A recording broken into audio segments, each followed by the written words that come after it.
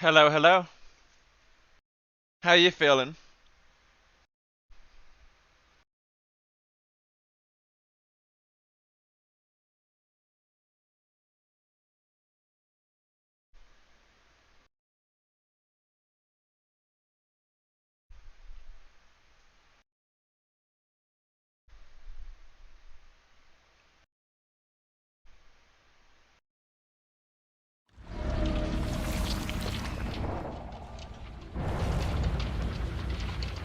The Larry's offering is very interesting.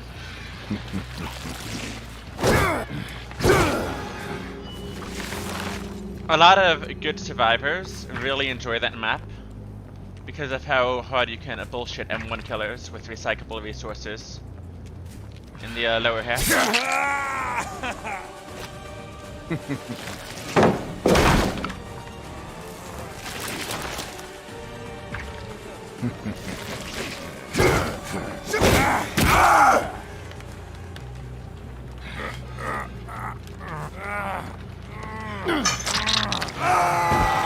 Just stop it.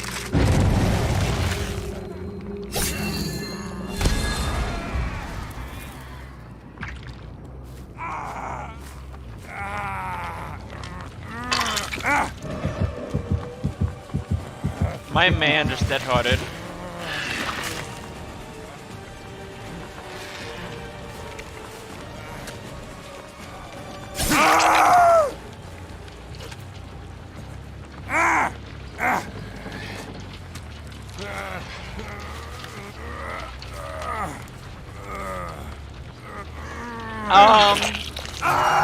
Saloon is a very tight map. And what I mean by it is, even though it's relatively large, a lot of the action, the generators and the resources all point inwards to the middle of the map. And so it's as if it was smaller than it really is. That skill check is 10%, by the way.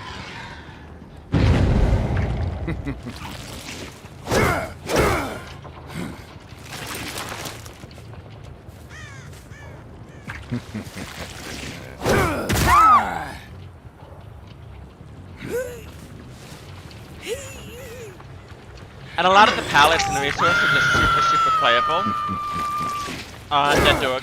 So if you don't have a really coordinated team that can reliably cycle chases into the strong tiles, the strong predictable resources, like you'll have on main, You disappoint you run out of me. things really Is that quickly. You can go through weak pallets quickly and you can still get hits.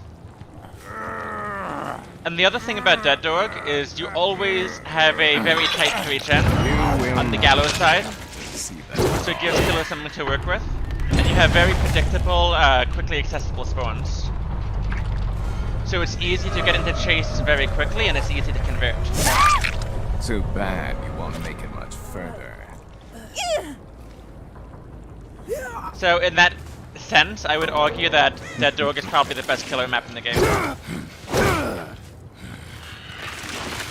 But there's also some really fun themes, and there's some very unique resources here as well, so I enjoy playing on it.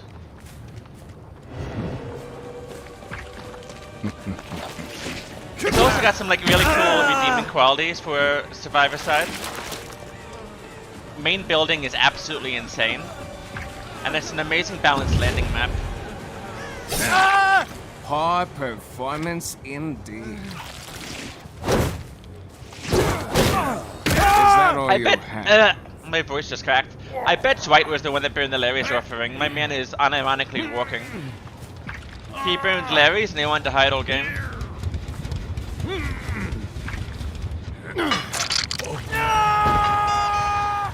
And I'm sorry if I'm super stuffy. I have horrible allergies today.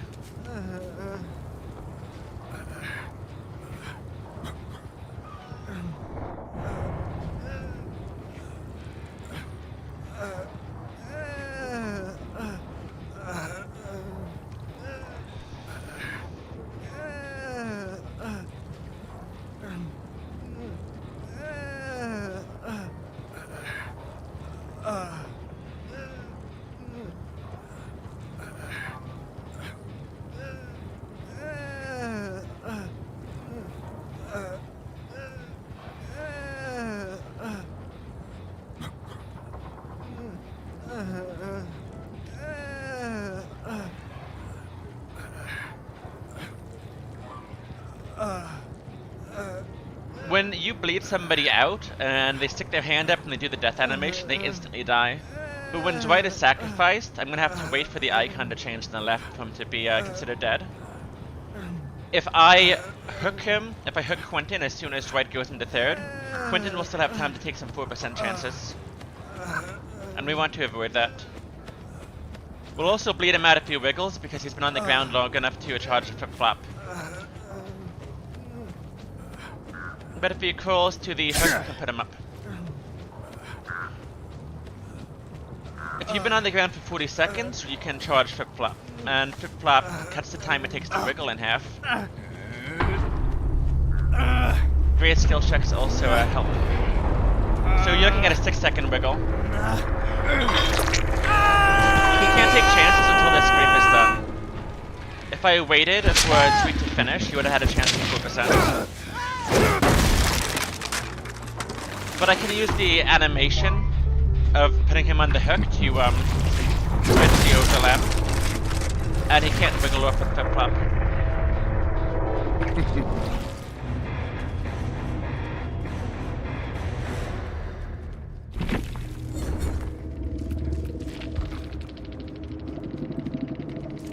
It wasn't Tweed, it was the Quentin that burned.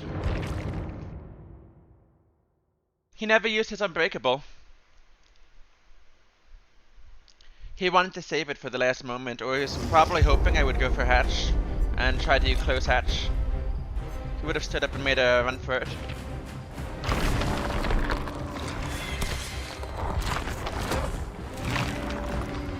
If he had a soul guard as well, he could have tried to make a play with the big pallet.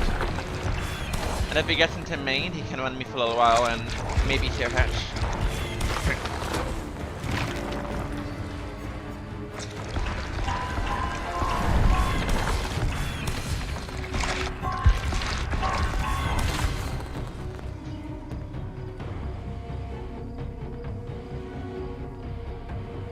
The Quentin had an unbreakable he never used.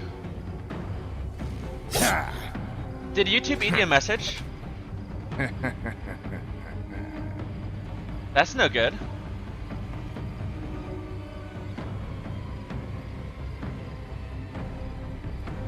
I didn't get any notices that it censored you. That's actually really strange.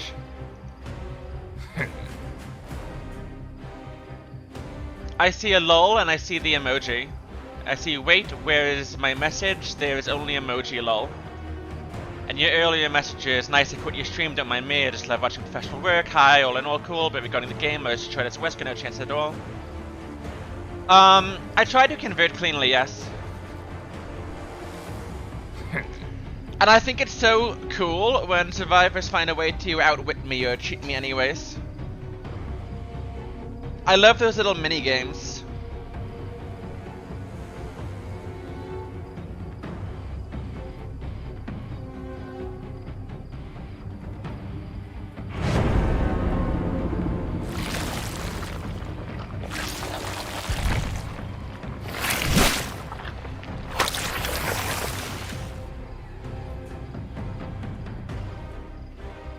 I definitely try to give survivors a game that they can't win.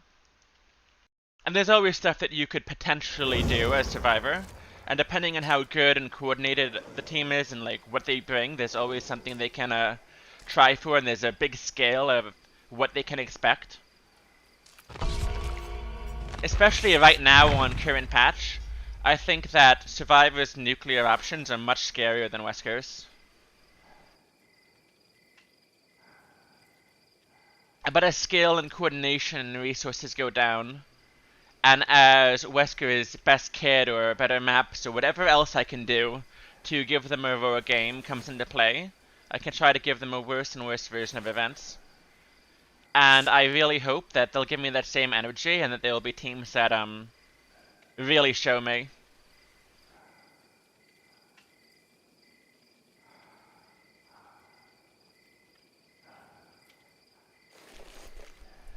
And when you do meet like-minded people, it's so fun to play this way. And fight it out. There's so much variance in Dead by Daylight.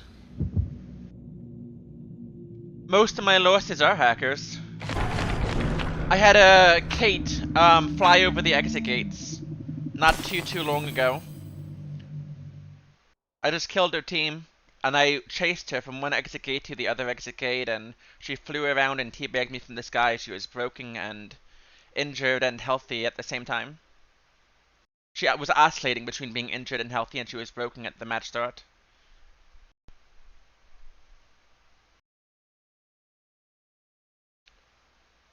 I slugged her team to death, and she hit me with an old DS. She ran into me at Killer Shack on this what map. I tried double backing along the long side instead of chasing her and mind gaming like the window and the pallet like you usually would. With M2. I doubled back, she ran into me on the long side. I downed her there, she hit me with old DS. And flew it. I don't count it in the sense of, I don't count it, like matchmaking doesn't count it in the sense that I don't think that counts for MMR because I think she ultimately did just poof. Like, she hovered around, like, behind the exit gate. Like, I definitely did lose. I mean, I didn't kill all the survivors. But matchmaking might not. I know that matchmaking discredits hatches, and when people escape switch, they also discredit that.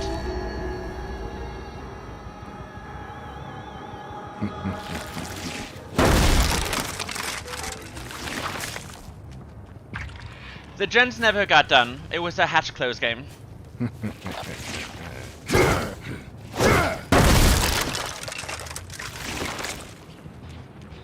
In the context of any public match, I lose a game where I don't kill everybody. No matter what that game looks like. And I don't really care if it's fair or not. Playtime is over.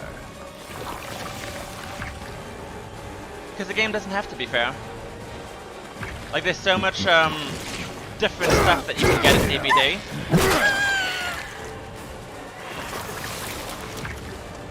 I'm worried about, I'm thinking about, I'm invested in trying to perform, Performance rather than indeed. size things up and compare as I go.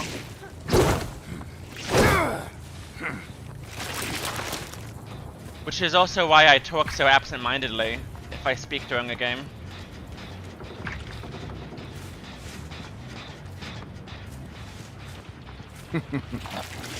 Like, walking and chewing gum at the same time is very difficult. I should probably wait for it to be fully infected, Is that all you because it's have? close.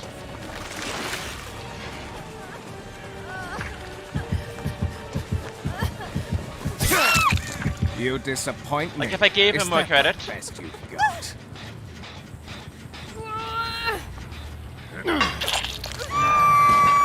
Just getting started. I also count a match the other night, I think 3 streams ago, Too bad you won't make it where further. somebody disconnected and somebody else who had backfans in the Steam profile instantly hatched out.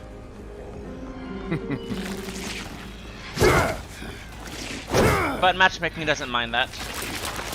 I might have perfect Wesker and Memoir as far as matchmaking is concerned, if the dev stream is still accurate. And if it's not perfect in Memoir, it's like a 99.9% kill rate, or something as silly like that that should never exist. And would never exist if the system worked a bit better.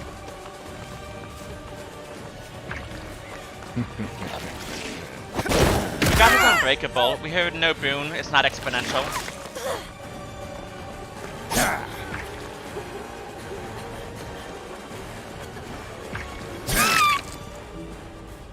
We pre-put the swing in case she grabs Feng. We get her early in the animation. And if she just runs through, it doesn't matter. We can whip.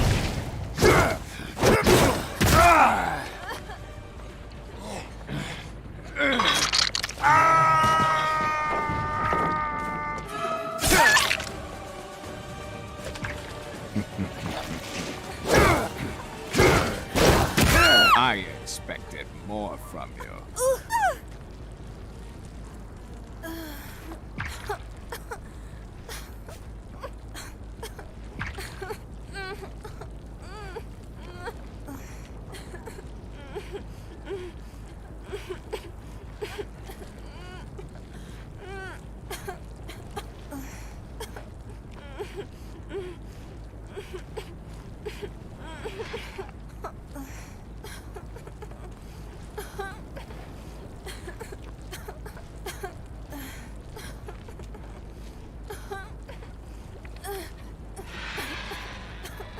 I think this map is super pretty on low settings. I really like the little vultures. The alternative crows.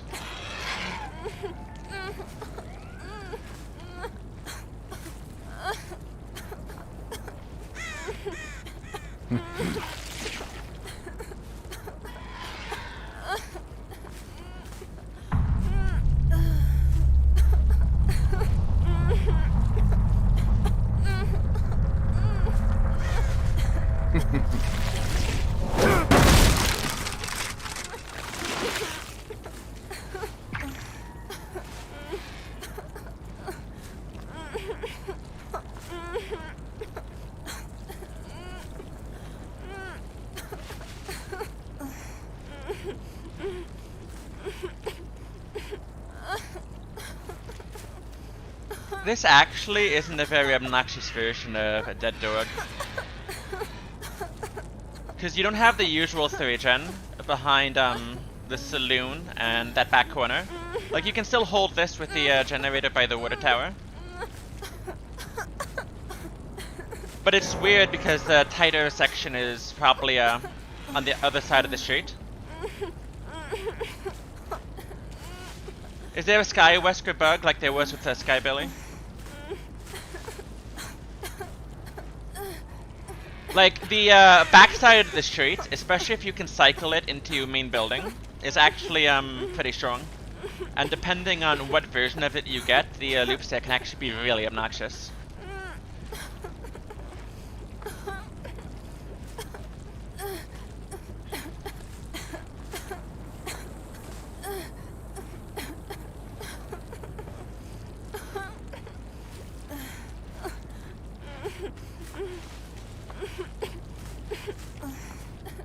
Like, if you can front load something there, maybe with Approve or Brand New, and burn the killer's time a bit, and then like your 3-gen involves main building being a huge time sink and water tower and maybe something back there, then like you can actually get a good end game on this map. This was one of the better versions of Dead Dog you could hope for as Survivor.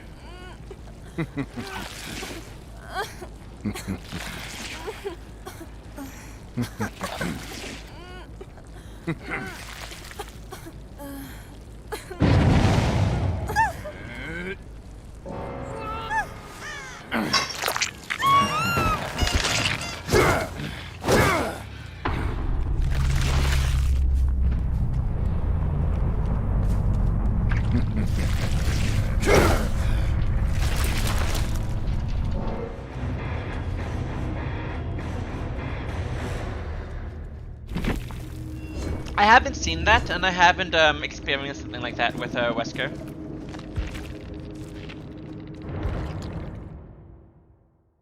But it sounds like what they used to have with Billy. Billy used to have a Sky Billy, and there were spots where if you had a lot of velocity and you clipped a corner, you could yeet into the sky, and you could go pretty far. You could get on top of a lot of things that way too.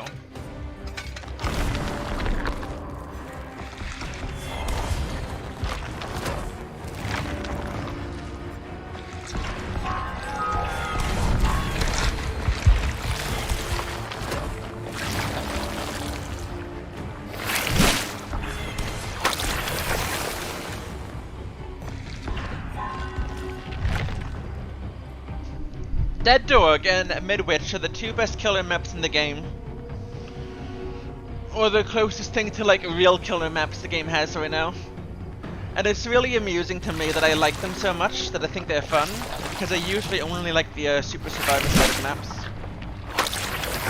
But I like them for very different reasons. I think the gameplay on Dead Dog and Midwich is super interesting. And I think it's really fun to try to get value out of the maps as both sides. The only reason I really enjoy Busted Survivor maps is because it's fun to play against some of that.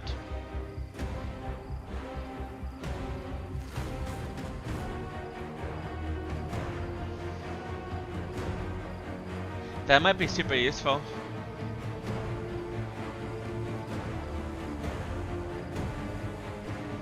Against a lot of killers, these stairs in main building, not main building, but like the main lobby, are super obnoxious because the Survivor runs early and rotates around the staircase. They're just out of range and you can't start chase with them and you can't mass Bloodlust. And it takes so long to close in and start gaining Bloodlust and forcing the pallet out. And you never see that because people just pre-drop and eat the pallet and go somewhere else. But RPD is a very obnoxious map for many killers. A lot of things are bugs in this game for both sides. Half of Blight's hits are bugs. Aim dressing, making the killer fail a direct line check next to props and windows, is a bug. Camera movement to turn faster, both as Survivor and as killer, is a bug.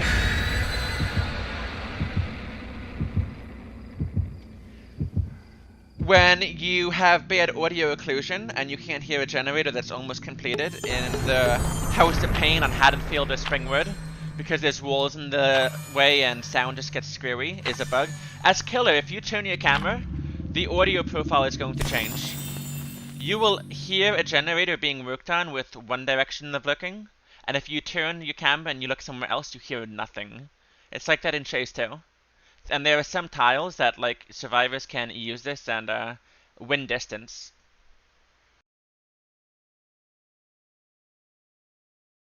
Like, audio for a game that's built in Unreal it plays super weird in DBD.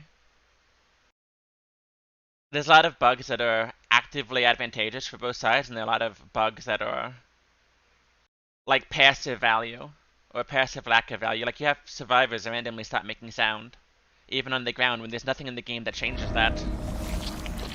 People like get old iron will for free sometimes, or scratch marks in the ceiling, you know.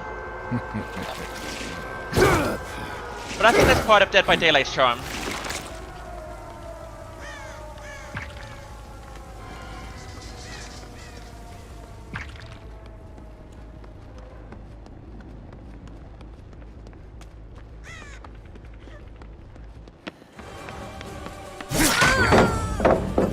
This was a bug. I got vacuumed to the wrong side of the pallet. For her, that was actually awful for her. She just got screwed over by RNJ.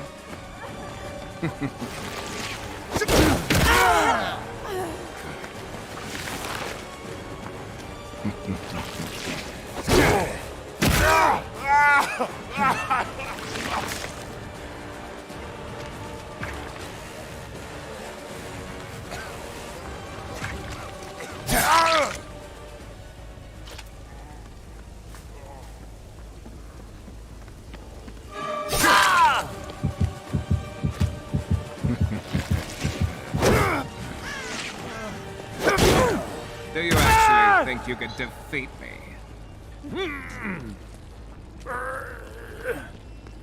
I really do think it's part of the charm.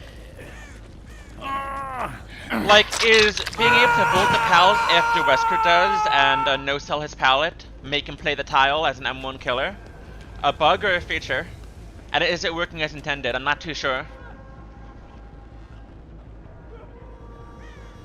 And if it is working as intended, is it okay that Wesker quote-unquote needs a eerie add-on to fix his power?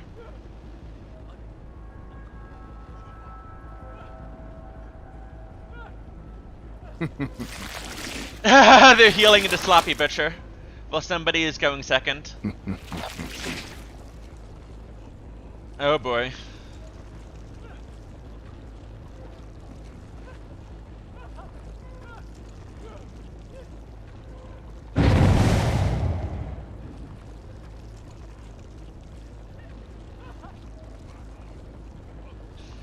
And they're also working on the generator that I care the least about. And the one who dropped has to go upstairs if they're gonna save. It was the Bill. And if somebody else is saving, like, we already know this is super inefficient. There's no generator there where Bill's sprayed.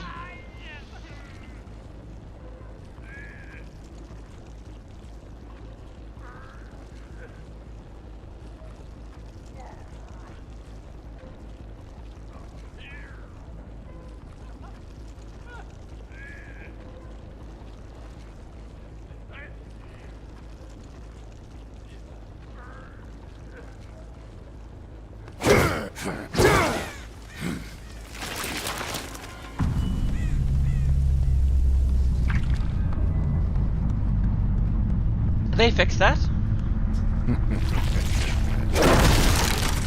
I wonder if that's true. I didn't read anything about it in the patch notes, so I'm a little bit skeptical. But if they fixed it, that's cool. I expected more from you. I'm gonna hook you next to the generator with progress, so I can kick it and camp the generator while I can't meow.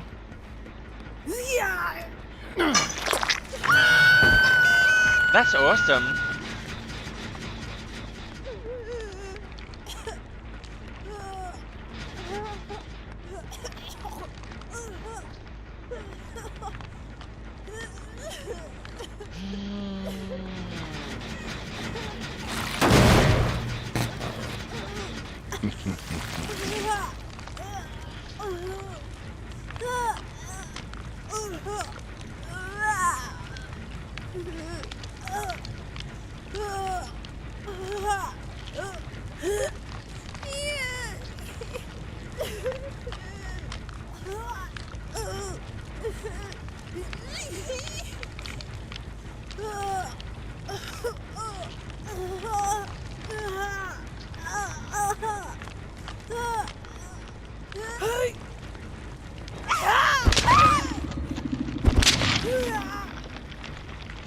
When was this?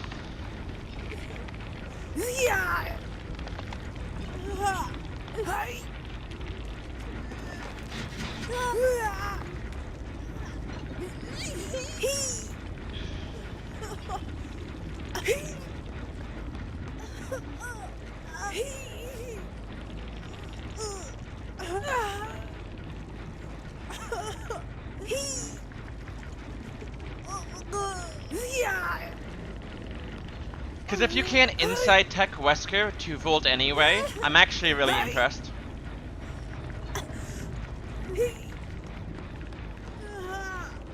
I didn't think that was going to be a change that we got. But that's awesome. Good on behavior.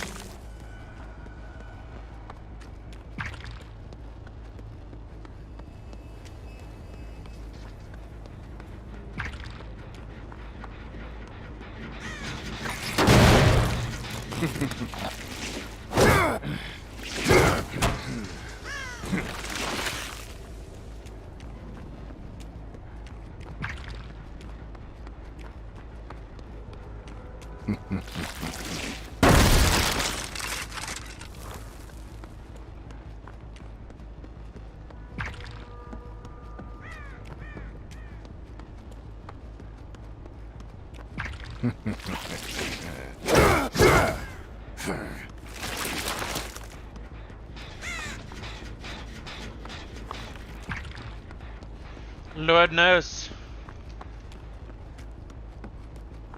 Maybe it's the time of day. When do you play? And where are you from? Because I'm East Coast.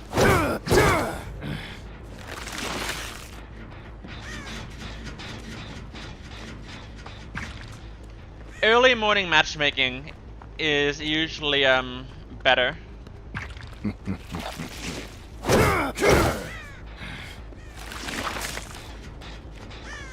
But this is Monday afternoon. And by early morning I mean like 3 AM, like DGen hours. Especially on weekends.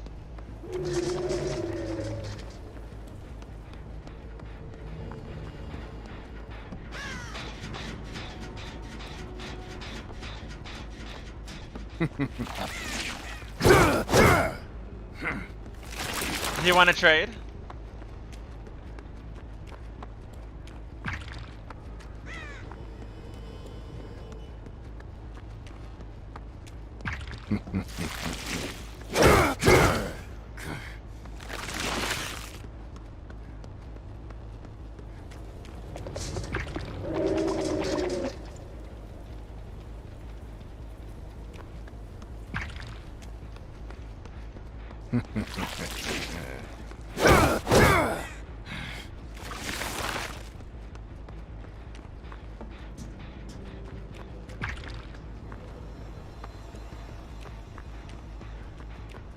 That could be.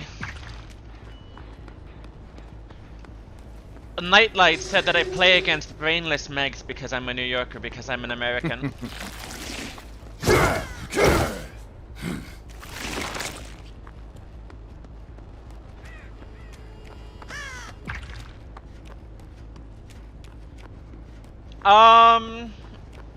There's probably differences between the servers. I did play on EU before, as a VPN killer, of course, and it did seem a little bit different. I wouldn't say it was harder, but it was different. And I know that when I get Latin American players, they tend to play very differently as well. Like they try to get like more value from tiles, and they try to like take more risks, and they can lose harder, but like they don't seem to tilt as hard like when things don't go their way as well. Like they play more energetically. They screw around with things more. That's not always a bad thing. Playtime is over. America has like more Hard you just DC. performance indeed. You pre-throw in DC. I mean, Nightlight, the player.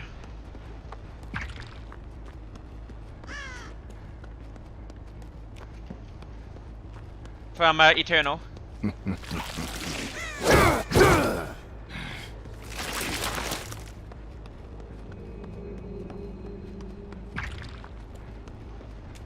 If I remember correctly, it's like I am somebody who has no clue what they're talking about because I play against a brainless Max.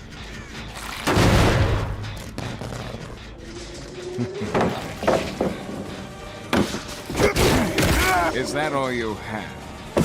Yeah, it's like a server thing.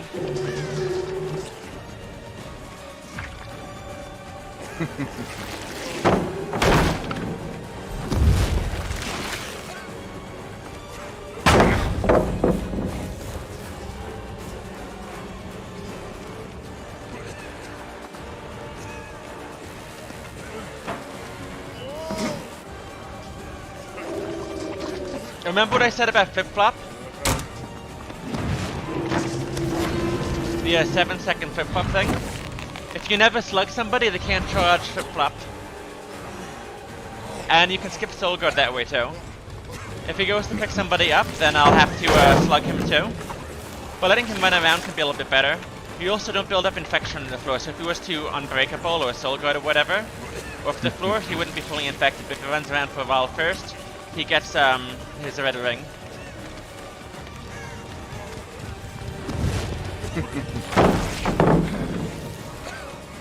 Like that.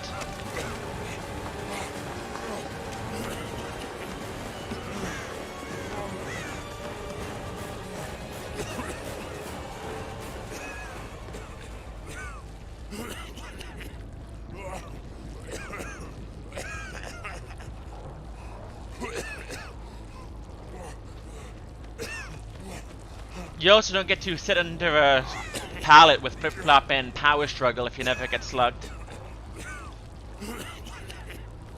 So this is a preferred way to play around some perks, when it's an option.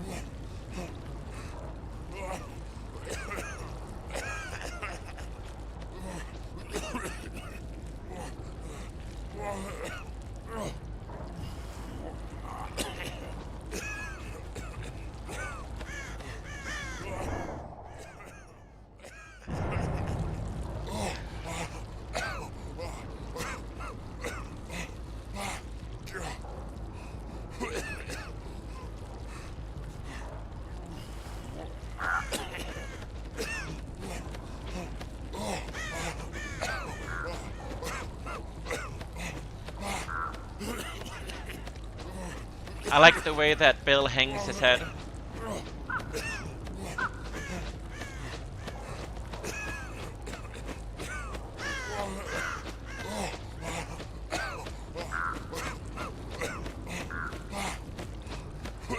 I can appreciate that, yeah.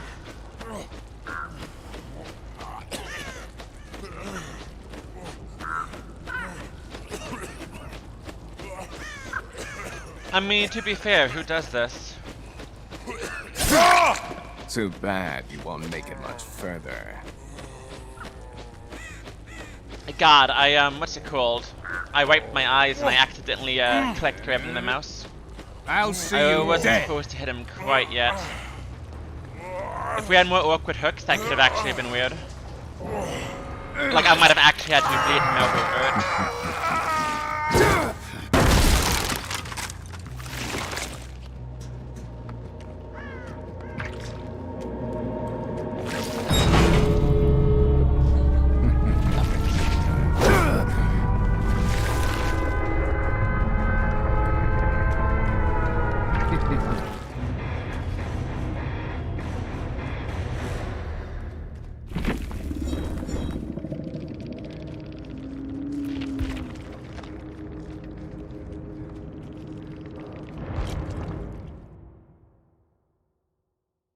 Spine chill, I remember when that used to be a perk. I used to love spine chill Iron Will gamers. It was kind of my fetish at one point in time.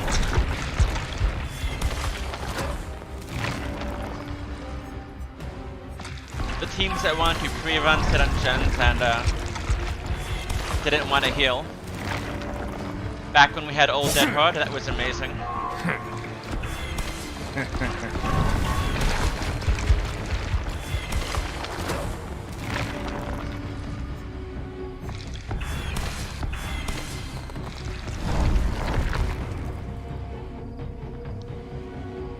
Dead Hard for distance was beautiful.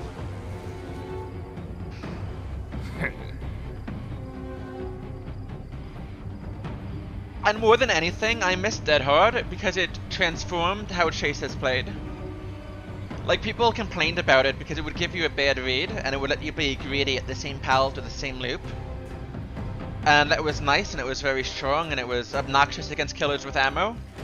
But Dead Hard would let you reach tiles you couldn't. And a really good looper would run past resources that they would otherwise have to use and route into bullshit structures.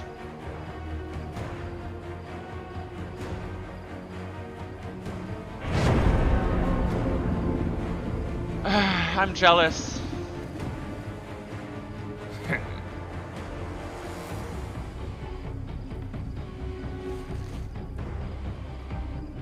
Not too long ago, not during the event, but shortly before, I had 4 Prestige 100 players swap off at 6, and they all sucked.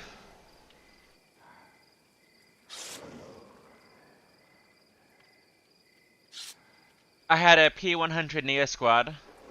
It was a P500 lobby. No, Dead Hard was broken, not only in Swift but for singles. But I liked what it brought to the game. I liked the style of broken that it was. It was a fun type of broken. And it was really pretty when you had somebody that knew how to route use Dead Hard in a creative way. A lot of times in Dead by Daylight, especially for survivor players, the lowest hanging fruit is good enough and you can work with that and you can like play a critical test. You could play a game that is, it asks a lot of the killer to try to win, right? Like, you don't have to do anything super amazing to do a good job as survivor. But I like tools that enable you to do something transformative or something creative and try to be efficient and try to get more. I thought that was mental, and even if it fucked you over, I thought it was pretty. I thought it was cool, I liked that it existed. In some cases, like the reworked Dead Hard before the recent changes was stronger than the old Dead Hard, but it wasn't as cool, it wasn't pretty, you didn't have that directional lock-in, on-demand, I take distance now, thanks. I miss it. I like quirky shit. I like the old Haddon Fun, where you had vaults on main building to go into the balcony, and there was no way to walk. You had to vault to get over there, and how it interacted with Spirit. That was cool. Or like you have the swamp windows against Nemesis. I did well. And at the time, matchmaking felt better than it is now.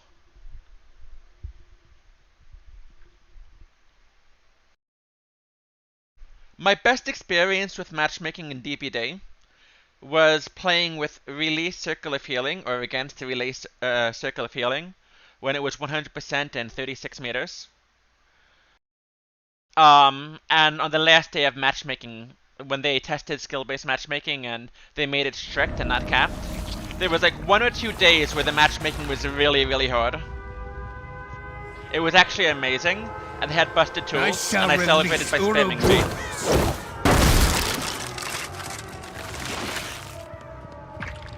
I'm running my mouth too much. Breaking that wall was really bad, because it makes the loop better. Until the pallet is used, that's actually terrible.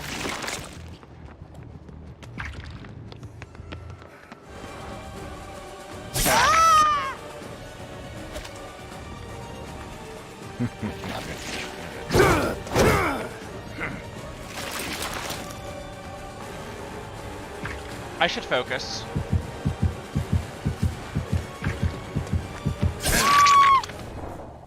Oh, hello.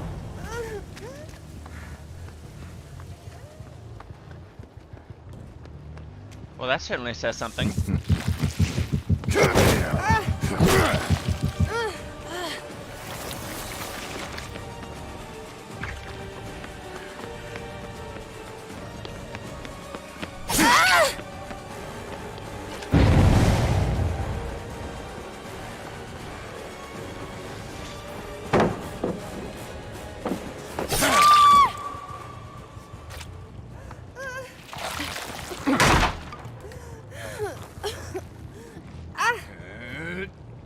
I'll see Good to you know. dead. I'll see if I can fix that then.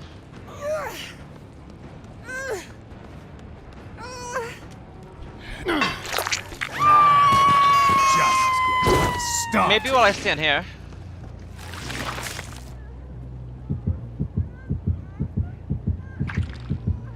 Is this better? Do I sound clearer? I just screwed with my settings a bit on slobs.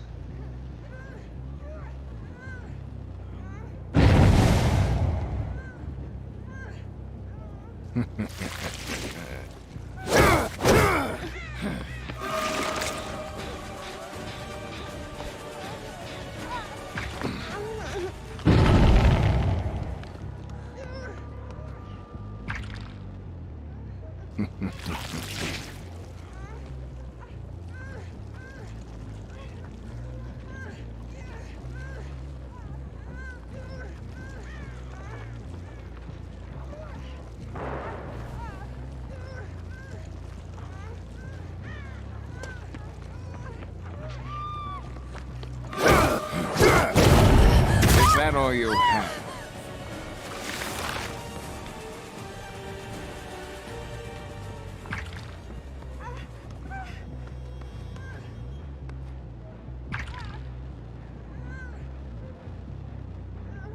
Okay. What do you think?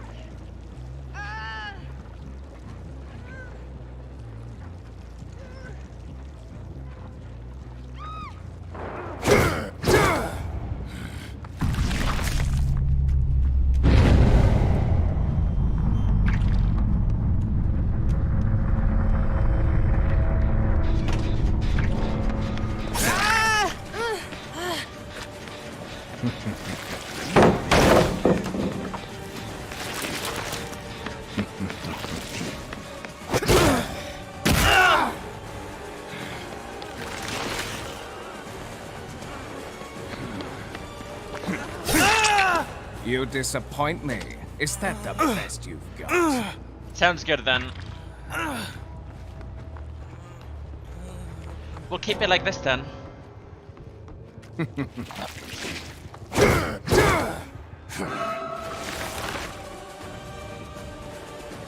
It's always the Leons that do so. Like there's a big correlation between playing Leon and being more likely to disconnect.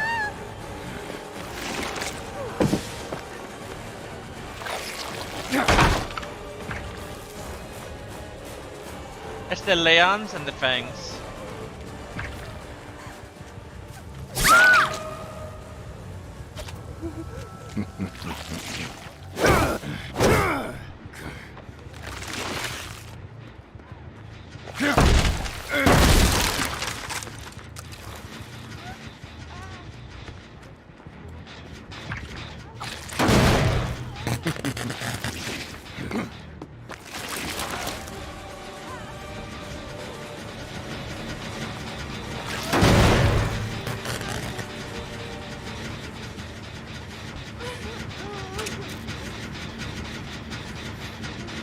Is this a block? Because if you're blocked here, we can bleed Daniel out and make her come to us. It's not a block.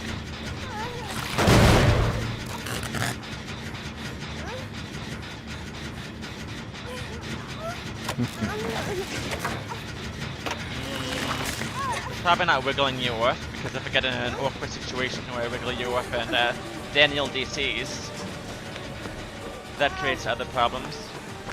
If I can infect without downing you, that would be okay.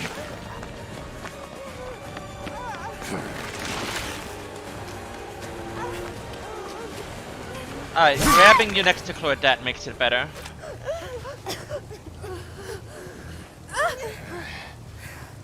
This is an okay version.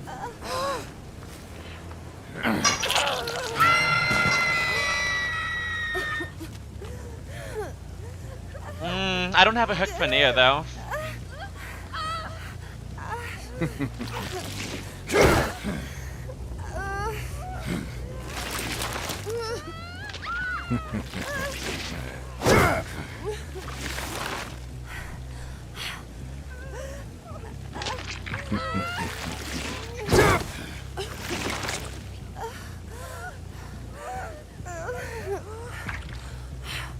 Nia, what the fuck are you wearing?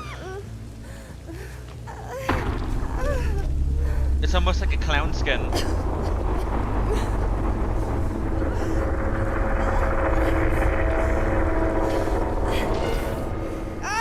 If you wiggle, I drop you. She's wiggling.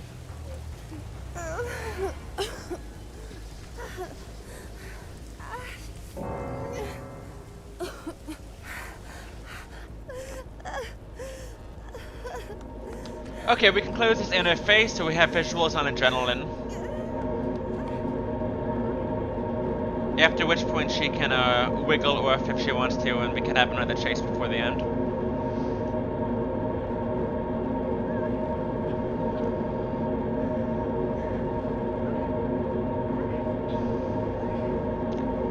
Just so she starts with less distance for the adrenaline.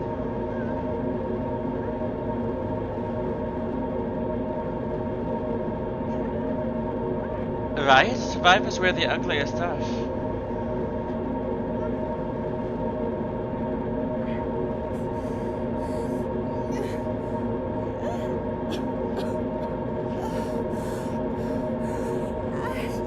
This way the adrenaline sucks. Okay, no adrenaline. And she doesn't have a key in her hands, so if she wiggles off, it's not the end of the world. No adrenaline and no flip-flop.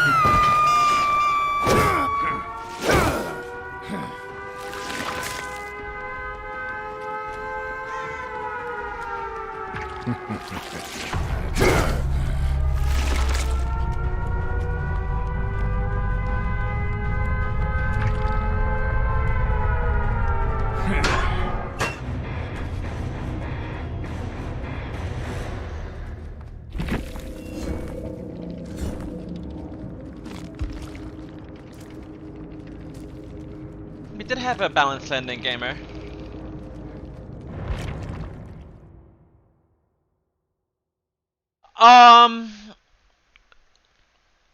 If you mean by like most hated map, by like what is the most survivor-sided, or like what do I personally dislike?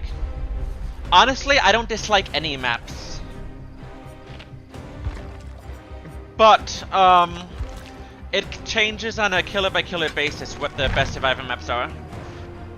And it depends on like who you're playing for. Like I think that not too good team that wants to sit on gens and happens to have players that are good in chase will do better on rotten fields than they will on cowshed. Even though rotten fields isn't quite as good as cowshed most of the time. Because like the gens are super visible and it's easy to use the map intelligently, and it's easier to do gens faster when things are easily found. Against some killers, Gideon's pallet packing plant can in context be an amazing survivor map because you have 25 god pallets, right? And you have accessible gens and you have like potentially very good rotations. But what if your teammates can't find generators? And what if somebody like misuses resources and goes down in like a shit area of the map and gets bottlenecked? Like there are maps where there's a really good version of events, and there's maps where the same map can have a very bad version of the same events. I think the trustworthy maps are the ones that are too big, have strong resources, and have good lines of sight where it's easy to figure out who should be saving, who should be on what generator, and where it's easy to free run and you have strong towers to work with. Ormond and Rotten Fields come to mind. Stealth killers like Myers and Ghostface do especially worse in some of the Cold Wind Farm maps because you can't stalk through the corn. And Rotten Fields is a better map than Cowshed is against the Blight. Because what are you bouncing off of, right? And Mother's Dwelling is insane. because it's like, not only too large, but the collision, what you bump into sucks. Borgo is bad that way too. And Borgo is very tight, it's very loop dense. But it's a different type of loop dense. Like, Wraith hates Borgo, you see him from anywhere, you have a non-mind gameable palette everywhere, it's nice, right? But maybe the Knight or maybe Artist doesn't mind Borgo quite as much. It changes.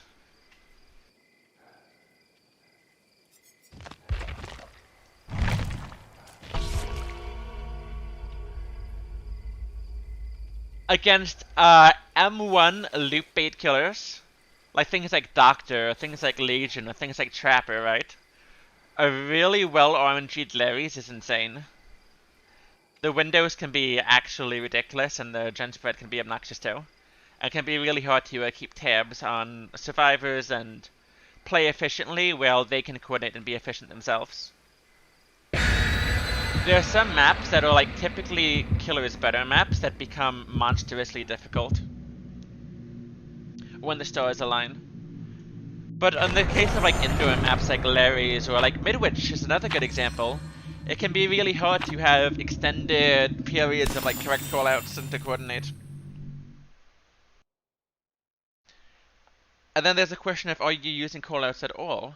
And if you're using comms, like, are you using comms with like randoms in the lobby that you just happen to get into Discord and like make a pickup group of people that seem good? Or are you playing with people that you've played and practiced with for a long time? A Garden of Joy, I think, is the poster child of like strong loops, accessible loops, and the potential for a good player that wants to get value to extend the value of a chase. You have the two pallets in front of the main building that you can recycle, and it's hard for the killer to force you to throw them without like wasting way too much time. And you have an infinite in main building if you know how to walk in corner tech. Wesker, it also depends on like what are you running. If my suspicions are true, and there's a way to to vault the pallet back into Wesker, I think that Gideon's is horrible for Wesker, unless you're running the Eerie. But if you're running the lab photo, then it becomes good. Or it becomes reasonable, it becomes very playable.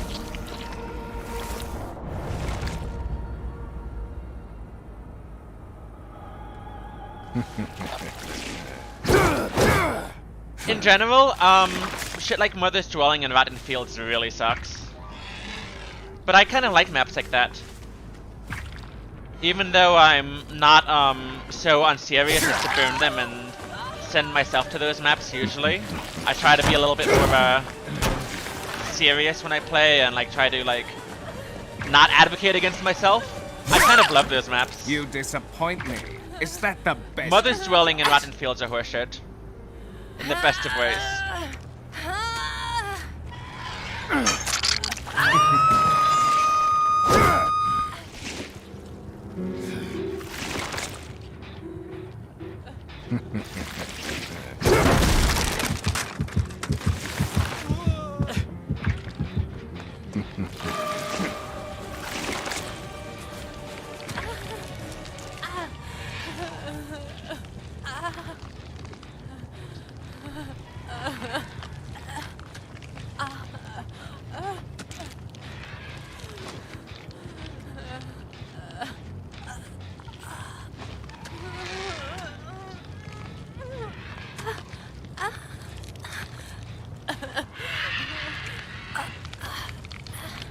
That's a really shitty timing to become fully infected, because Jake and Yoichi can't unhook.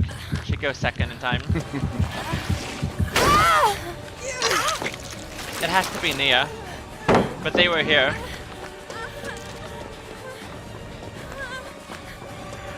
And so they're doing like a lot of extra legwork, and that kind of sucks for them.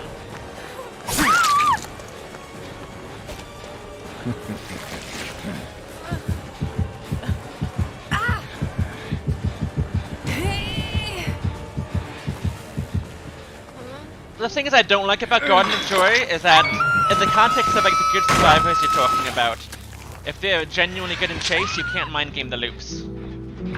They have line of sight in all of the tiles. And 3 corners of the map are super solid. Super solid. Like that area with the cars. to the corner, like with shack, and like you'd like triangulate with like main building. Pallets are really good. The resources are nice. You have a lot of space to pre-run, and you have the place to like pre-run to something.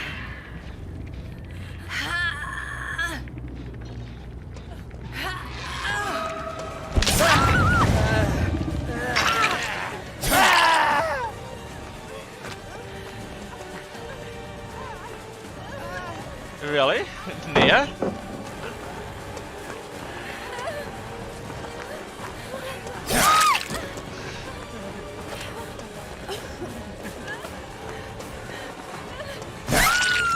Poor performance indeed. Mm.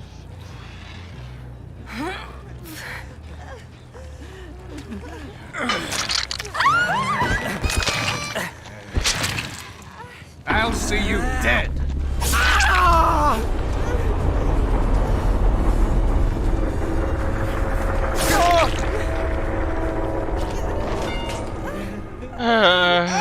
Okay. We'll use a basement hook because it doesn't get consumed.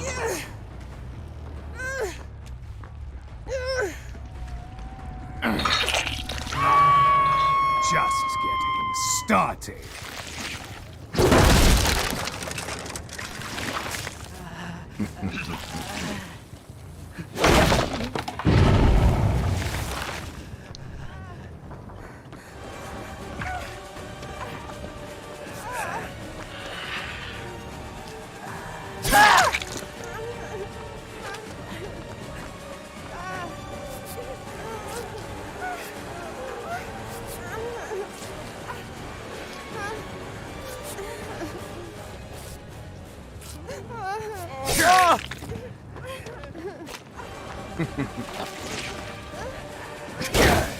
Playtime is over.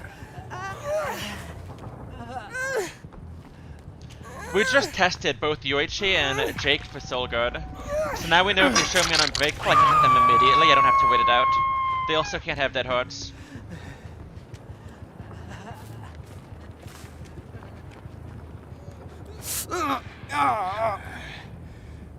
A boil over enjoyer.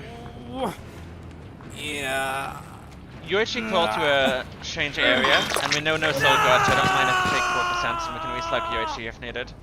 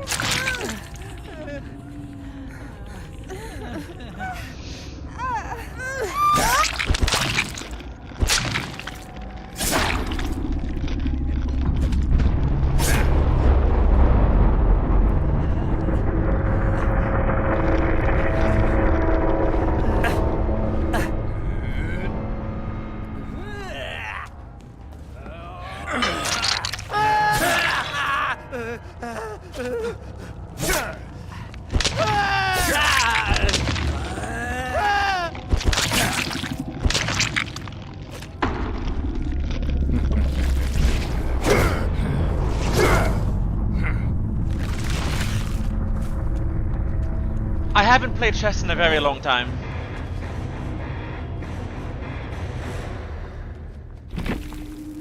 A very long time.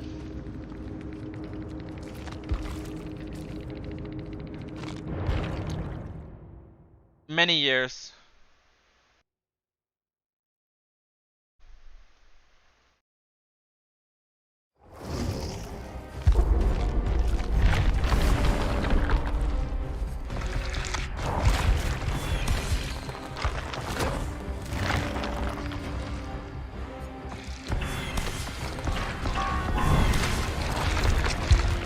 If you'd like, we can play though.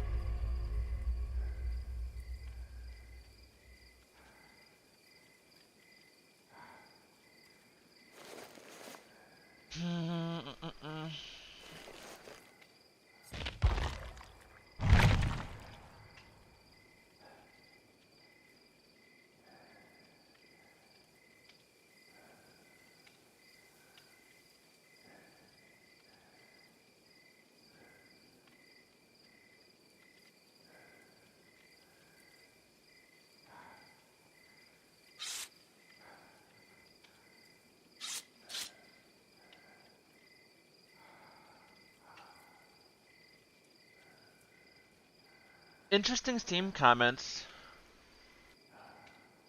Supposedly Ada sucks at DBD. I haven't played chess in a very long time, many years. When I was growing up though, I was pretty invested in it actually.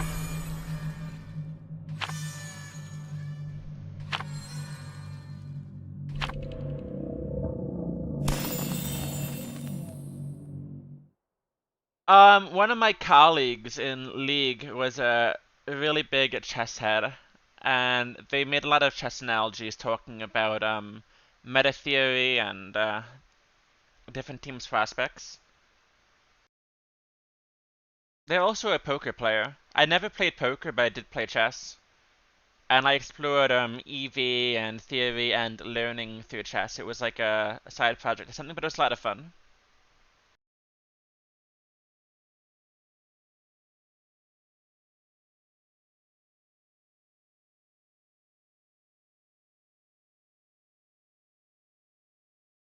I've got an account on Elite Chess somewhere, but I don't remember what it was. I think I peaked like 2.3.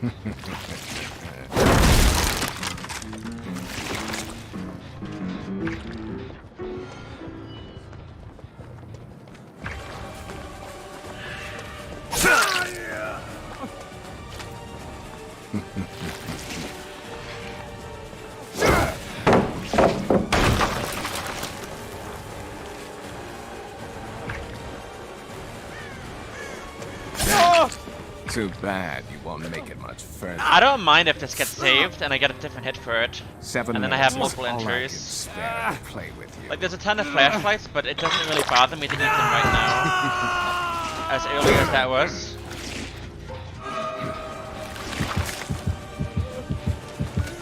You won't throw it for me. We can play the grab game where you can wait till you're exposed. Will you give me this pallet?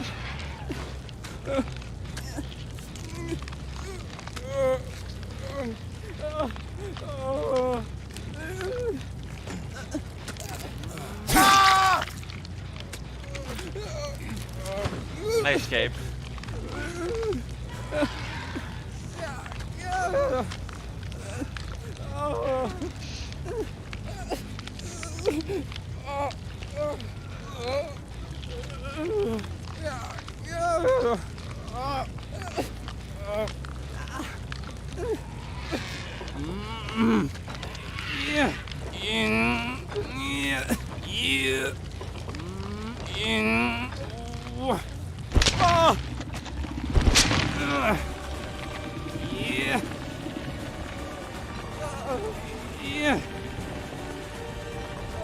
Do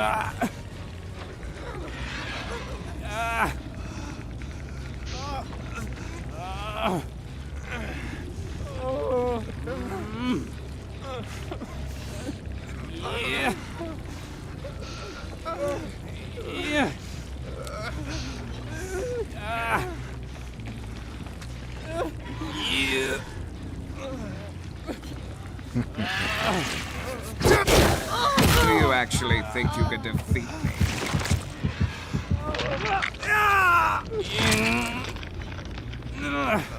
This is the type of survivor that's gonna turn around and call me a camper. Meanwhile...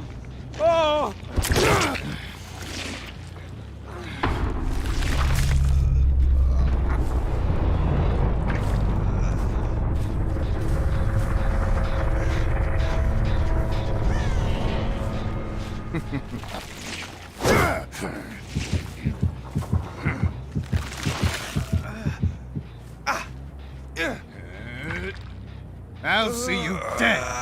But my strategy is so OP. Toxic killer, by the way. You know?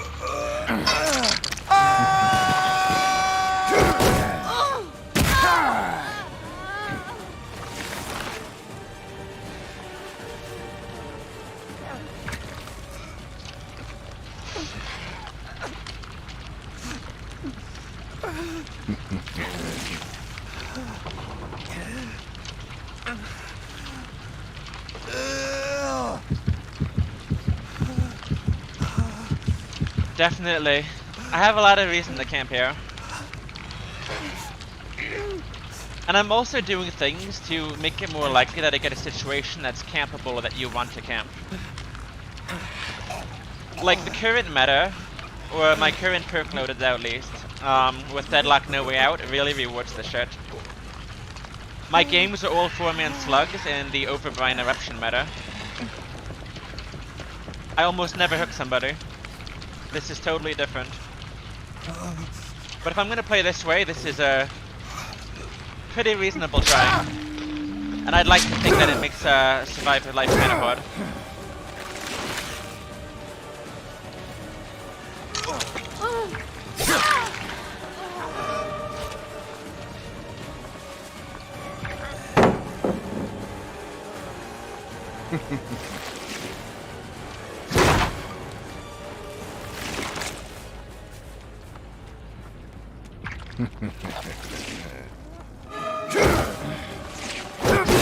Playtime is over.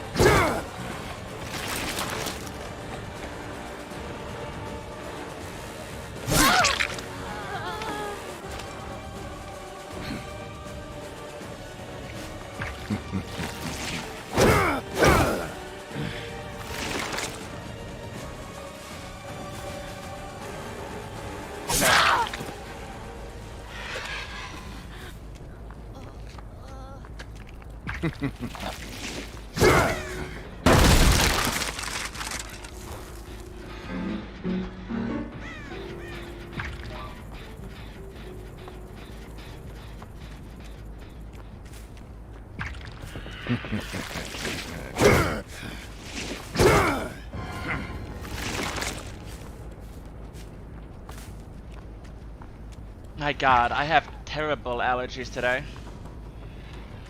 I unironically can't breathe.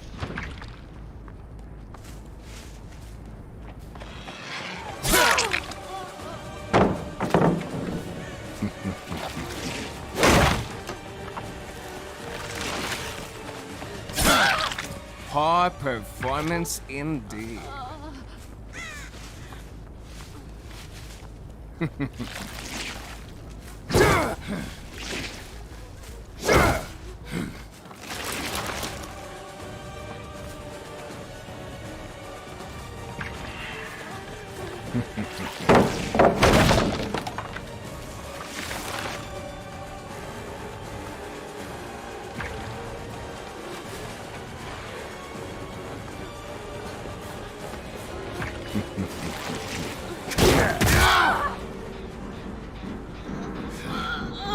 Okay, Flashlight Ada is the taller slug that goes up from the other blades. But Boil Over Play might also be play, and this has been used already. The one in front of the main building, so we might wind up beating them though. It's not just that, it's also the wildfires in Canada. Ever since we had like the smoke from the flames, like the air quality is so terrible here where I live. I'm in New York. It smells like the burnt wood, and whatever else got caught up in the fire and the dirt. My eyes burn, I have such a headache, I can't focus, I actually feel terrible. But what do?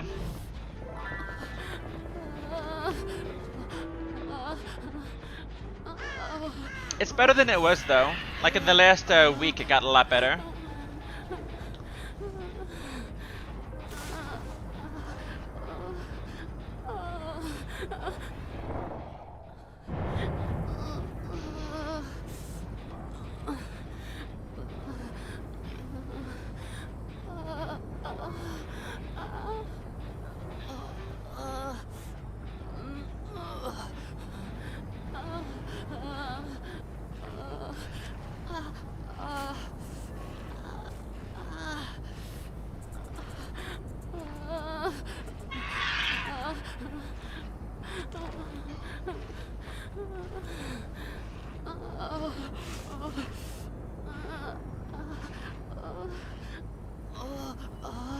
I'm actually gonna be right back between these games after I kill these girls, and I'll see if I can't take something. I'll only be away for like 2 minutes though. I'm not gonna like end stream or anything.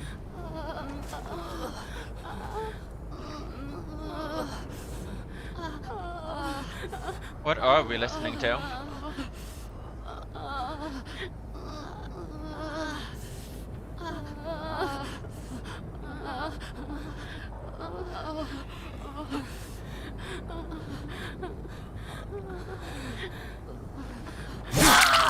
You disappoint me. Is that the We don't best wait our you've soul god got? here because Made for This also exists.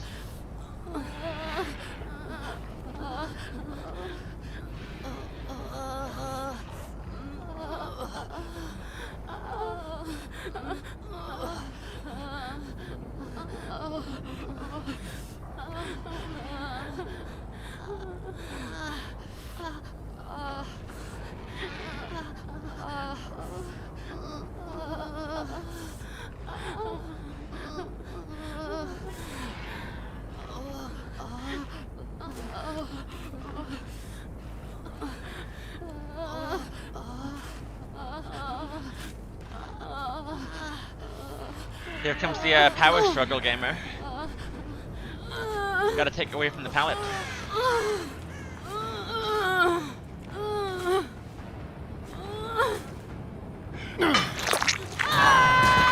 Just getting started. Very careful to wait for Love to die, so that she doesn't get a 4%.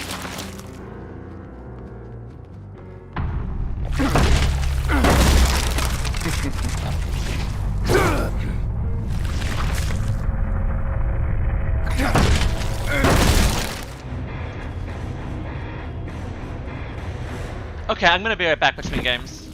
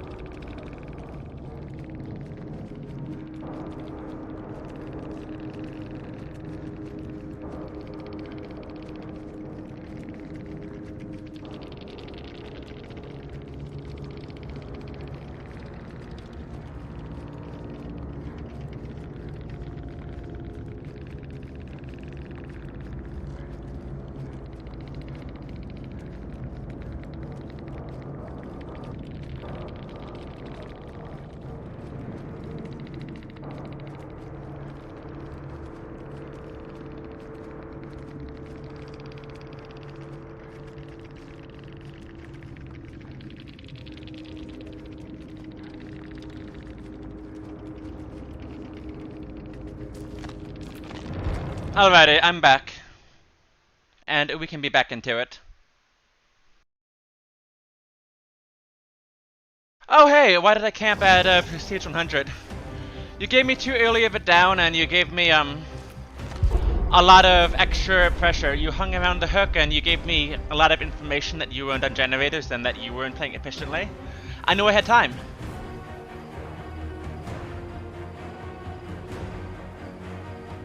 Is it unfun?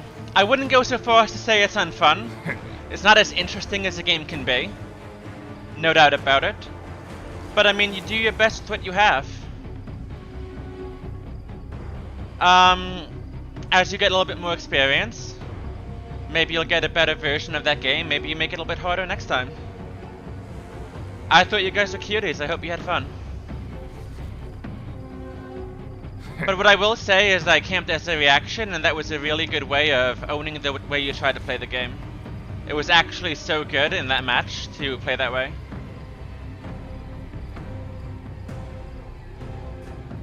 If you don't want to get camped, try to make the first down a little bit harder. And I want you to split up in 4 cardinal directions and try to do 4 gens. You can rotate and you can break 3 gen and you can do inner gens afterwards. But make me do a little bit of legwork. Because even if I'm in a position to camp, I'm not going to do it unless I know that I can, yeah? If you give me line of sight, if you give me too much information, and if I see that you're splitting inefficiently, then I know I can literally just stand there and trade.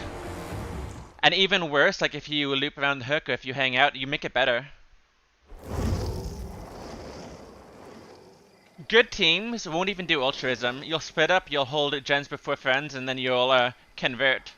Altruism is something that you buy. Saving and doing damage control, the reset cycle, is something that you buy by having so much pressure that you can afford to do it. Or it's a concession. It's something that you have to do because you no longer have the manpower to do generators. And that's what I played on that game. Clap me next time.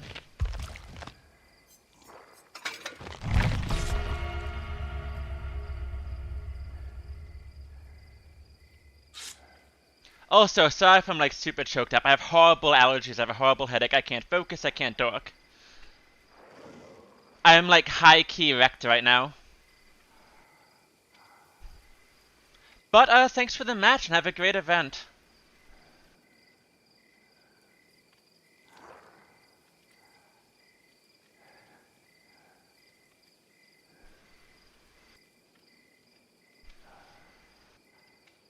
And I do hope that was banter. Cause like, post-game banter never hurt anybody. And just because somebody is saying, oh, that isn't fun, or whatever other type of smack talk, doesn't mean you didn't have a good time. I'd like to give you the benefit of the doubt and think that like you kind of enjoyed that and that you're just doing a little bit of culture after the game. Personally, I don't play a lot of Survivor, but I love to bitch and moan when I do. It's like my favorite thing. Honestly, complaining and even like mock complaining is half the fun. So like if that's what's up, power to you. I'm American, I love to complain. I can be such a Karen. And don't let anybody tell you that's wrong.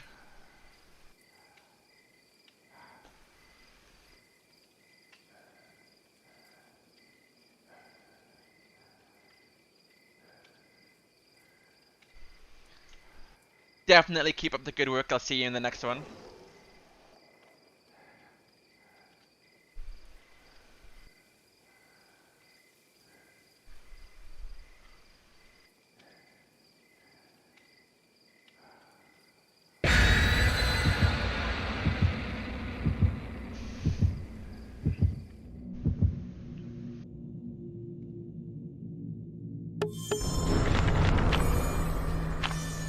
Oh, there's also going to be an anti-camping update. Like, killers won't be able to camp quite as directly as that.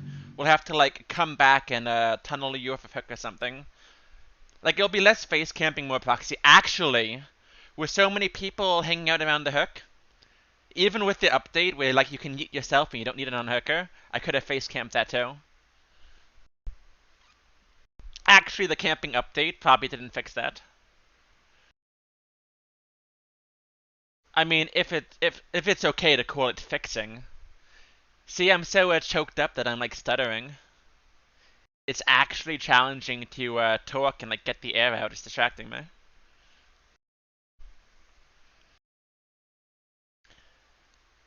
Yep, I'm telling you, I'm actually such a mess right now.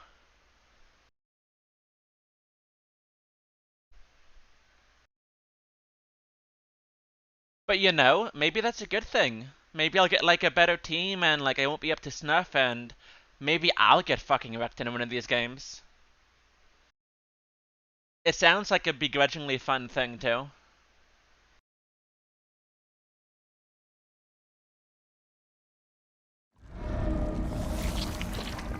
I gotta put this down before I spill beer on my keyboard.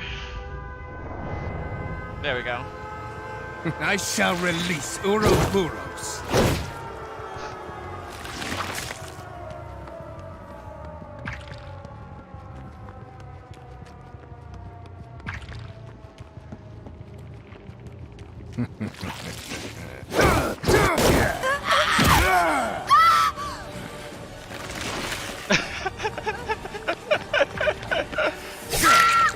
Too bad you won't make it much. The sad part is that Lori gets hit there too. This is a cul-de-sac.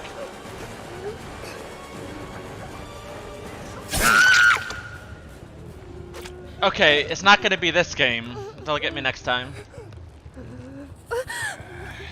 What the fuck, man?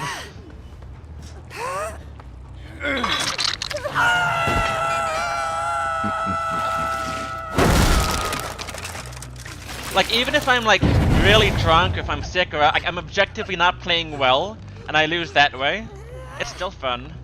In fact, I recently tilted. I had some scrims against like a very good comp team, and I had it after an 11-hour stream and like an all-nighter, and I was really not only not awake, but like not playing well, and I wasted a great opportunity. And it was still so fun just to get my ass kicked for a change. And you know, like, this blend is gonna complain that I'm camping her too. Meanwhile, she has two teammates in this fucking cul-de-sac where even if they stand up, it doesn't help. Oh, never mind. We'll see if he walks away from the door and goes back in.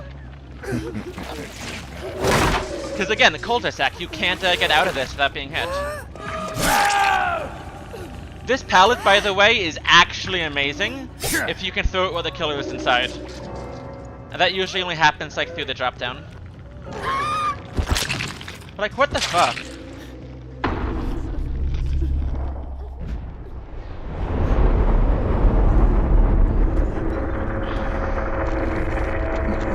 I like to kick this door because sometimes if survivors crawl up there, like slug brain survivors holding W, I know there's no hatch spawns in this corridor.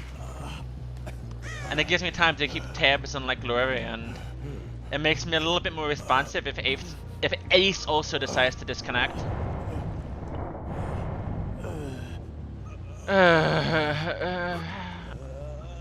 Props to him for memeing me though. The slow vault really got me.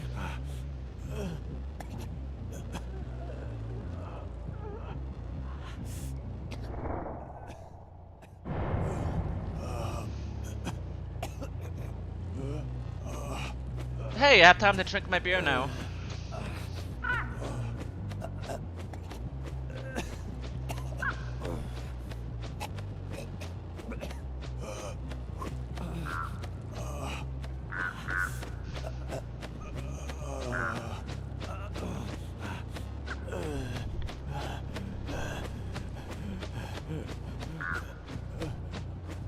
I was out of allergy meds, so the next best thing.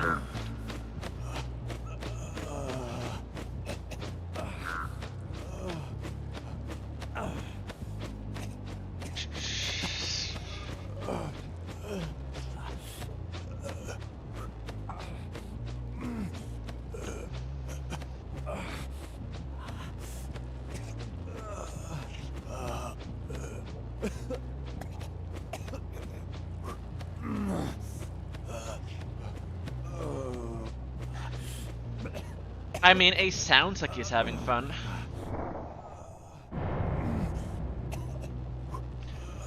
I don't know about you, but I love the cheesy voice acting in this game. It's actually insane.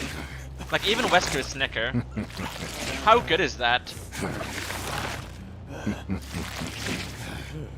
Like, Wesker sounds like a bigger prick than me.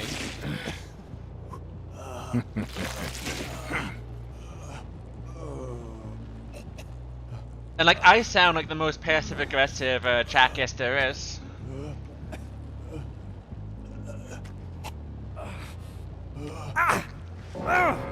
Like, even if it's like high-key innocent, I sound terrible.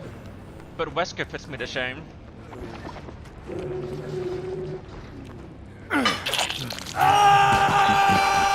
He didn't wiggle so I can put him up. If he wiggled, I would have entirely bled him out.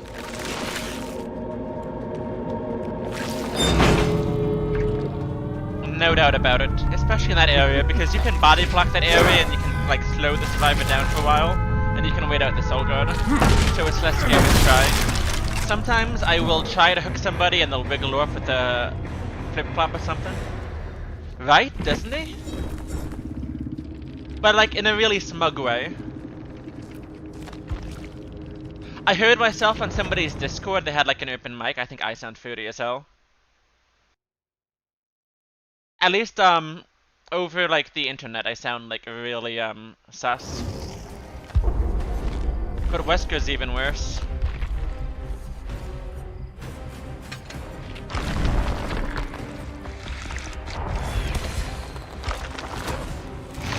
Church.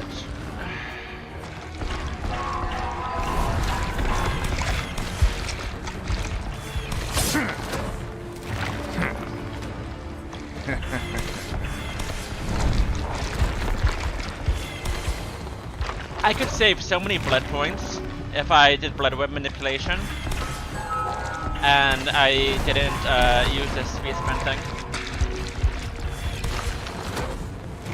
Thanks Trey, thanks for the match. I hope you guys had fun. And yeah, that was a really brutal start. I got the injury on Claudette and Laurie at the start, and then Laurie ran into the lower bathrooms. It's like a cul-de-sac. It delays a hit, but it doesn't prevent one. But like Laurie was pre-injured, so I had 2 downs to start the match, and like if you don't know the map well, it's easy to stumble into that. But that was really over off of the start. That was a really rough game.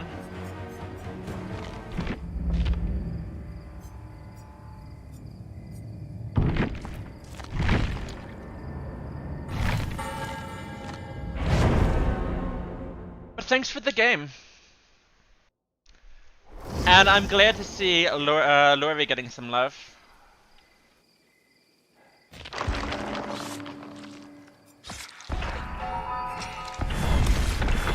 I remember Laurie's release.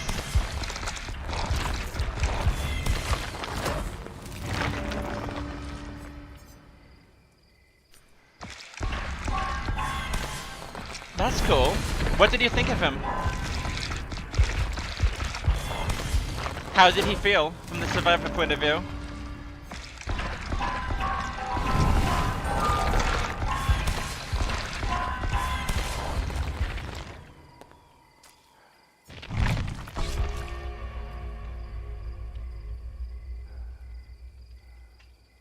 Oh god.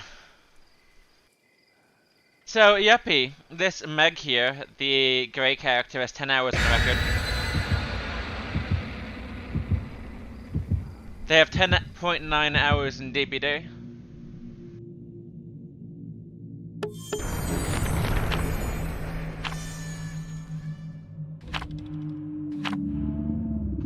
It depends. As a killer, do you want to win games? Or do you want to get better? And like, do you want to like play for fun and like be like low investment? Or do you want to try to like be competitive and like push yourself?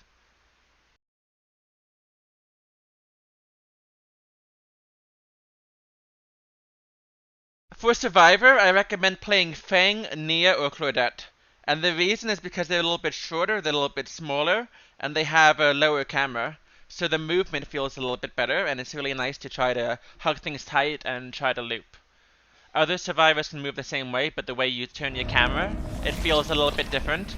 The small female survivors feel the best. And Claudette is nice because she's hard to see when she's healthy. I shall release So it's Ouroboros. easy to split up on generators initially and get like a head start on the objective. But she has really loud injured noises. So when you're injured, you make a lot of noise and killers are less likely to drop chase. It will make you better at looping. You want to be hidden when you're healthy, and you want to keep their attention when you're injured, and you want to like actually learn how to loop. That's so good.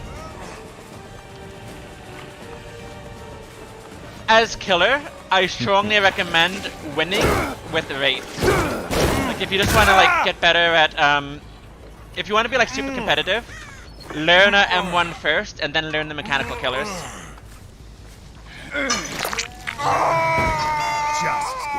But the only caution with Wraith is that his power is actually pretty good, and that it's useful of cheating chases and like anti-hit and run.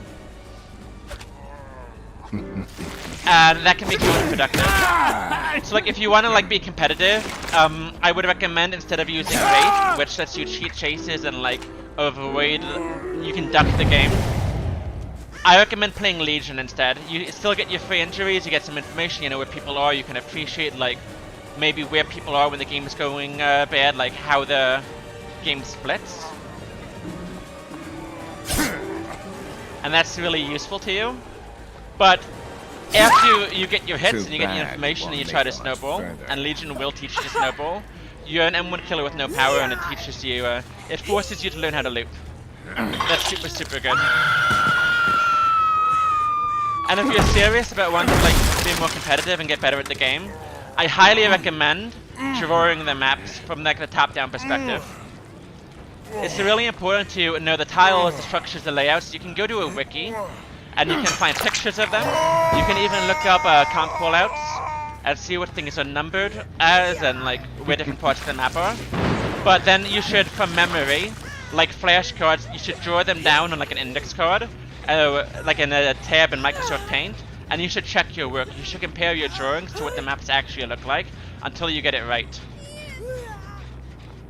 And you should learn the terminology. You should learn what an LT wall is. You should learn what a long wall is, what a short wall is, what a trash trim is, and you should learn the routes and how to run them. And then you can think about like unique pathing and get a sense of time and distance after that. That will make you better at the game. It will give you good returns. And if that sounds too tedious, if that sounds like work, another way of learning to appreciate some of these things, like a less robust and a less direct way, maybe learn Huntress. Because she'll teach you about tiles and like spacing in her own way. And it's a killer that rewards screwing around with things and trial and error and experimentation. And it's a killer with potential. And it's also a very map-dependent killer. And even on maps that are nice or friendly for Huntress, it's a killer that will always have an area on the map that she doesn't like or that she doesn't want to chase. And it will help you to think about these things and kind of discover them on your own.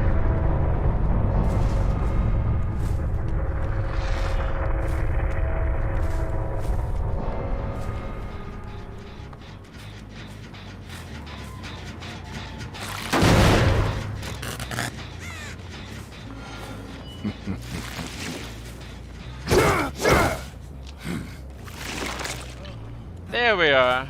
Nice. My man. Are you console or a mouse and keyboard player? Because I highly recommend playing DBD with a mouse and keyboard.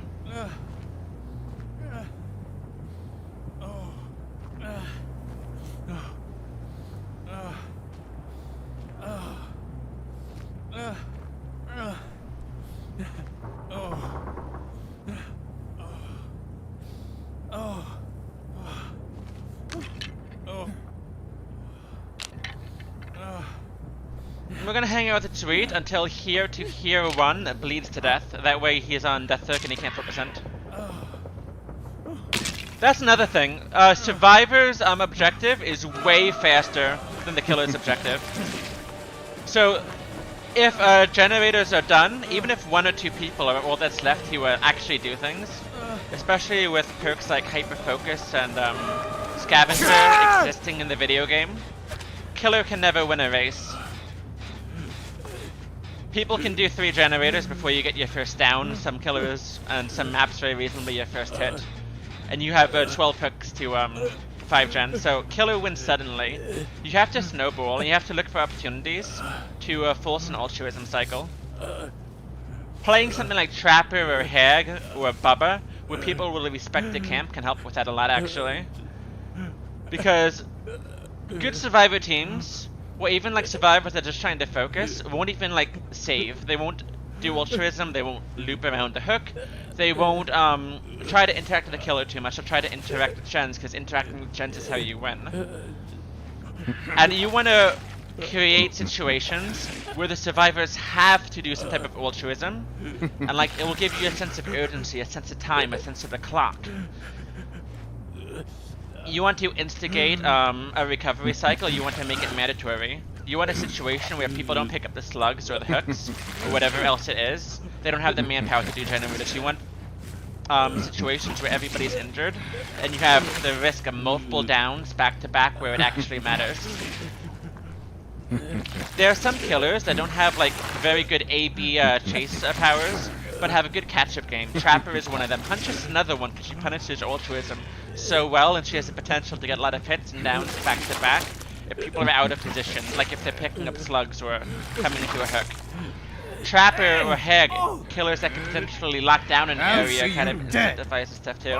You have to appreciate the snowball. But before that matters, and before converting something matters, just get a feel for the maps, loop things a little bit tightly. Learn how to move your camera. Like when you walk past a sight line, it's good to check. It's good to look where you've been, where you're coming from, rather than where you're going. And it's really good to train yourself to like look off into the distance more than what's in front of you. Like use peripherals to see scratch marks, and like use your ears when you play. Take in the scene, try to keep track of everything. Killer's kind of a memory game, like the card game memory. Like you want to build the fundamentals so that you can play the game. There's a skill for a DVD.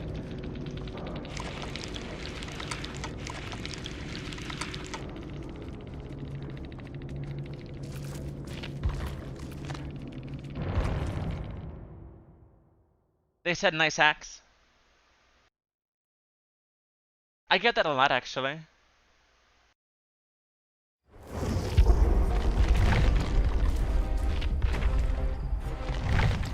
This is not a fun game to play on controller. It makes your life a lot harder. I would seriously consider investing in mouse and keyboard. There's also a lot of stuff that you can't really do on controller. Especially if playing like projectile killers like Huntress.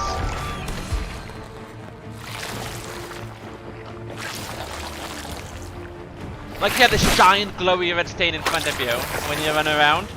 And you want to be able to look down and away and turn and like do mind games with the red stain, with that red glow.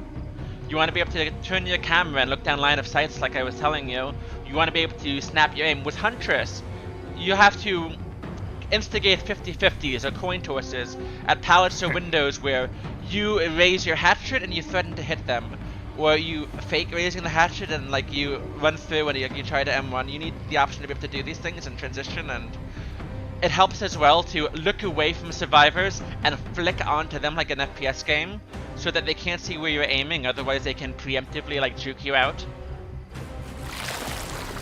You want a little bit of control, and you want to be able to instigate options on like you want to make survivors choose. Because if survivors use their resources intelligently, and if survivors play a little bit tight, they can make it really hard and feel like really narrow margins for a Huntress to get the hits she needs. And she needs a lot of them. She needs something that she can convert. Also, learning Huntress, practice your melee hatchets. The cooldown for your M2, it's not M2 on console, but your hatchet throw, is much shorter than the cooldown for your normal attack.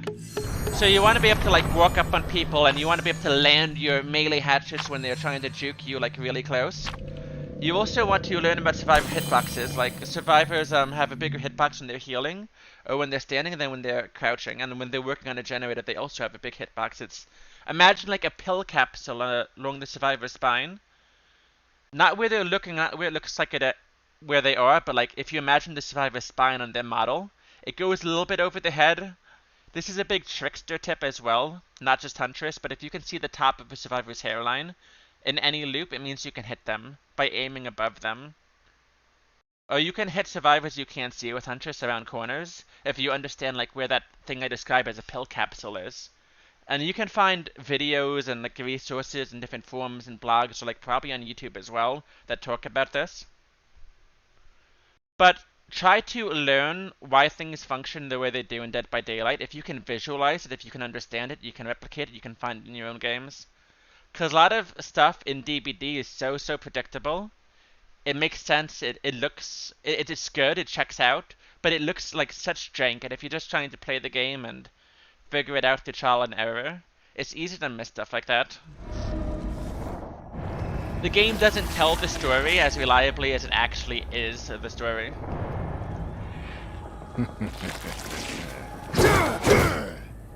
The game is more trustworthy than it looks, it's more consistent.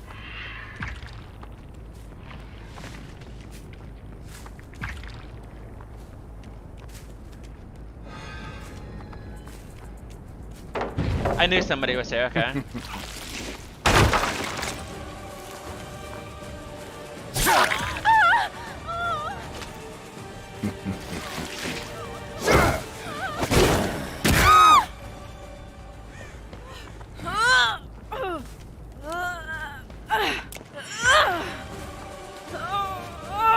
I can camp because he's here.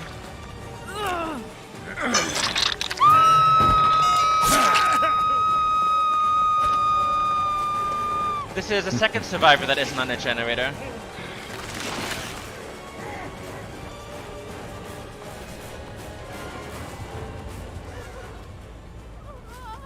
And a third.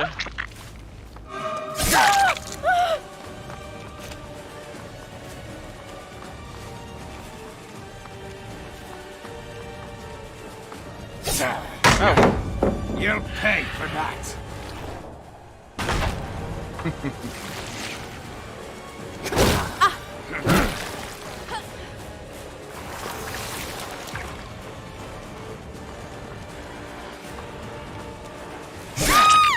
You disappoint me. Is that the best you've got?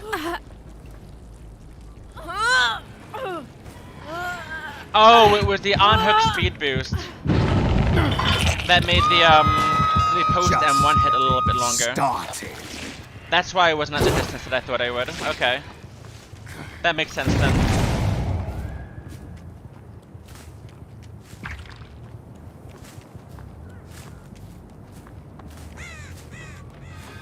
You can't hide forever!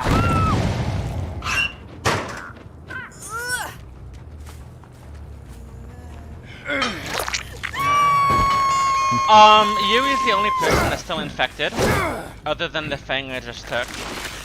Which means that if somebody sprays over here, I know it's Yui, and she's the one I want to tunnel. So that's Yui.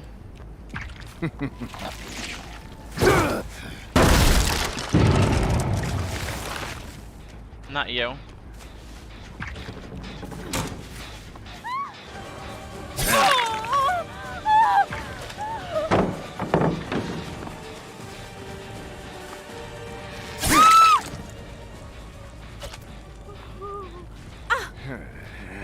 You're the one I want.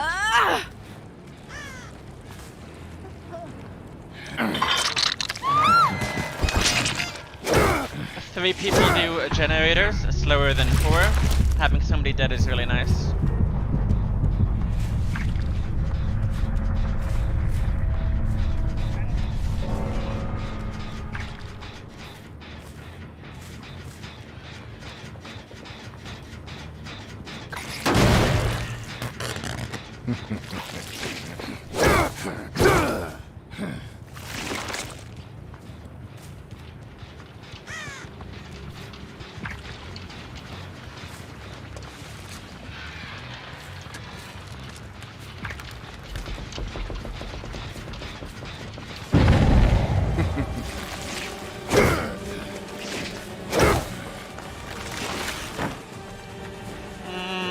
I should have just grabbed the door.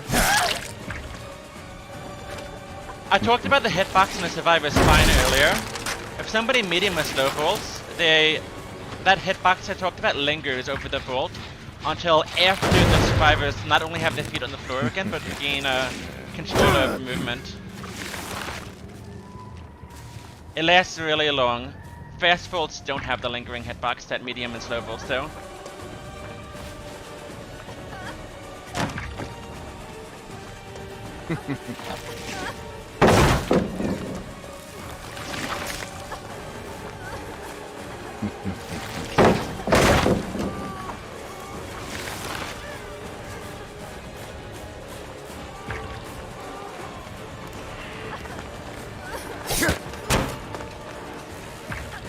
What's I stuck on? We slug you and bother Meg.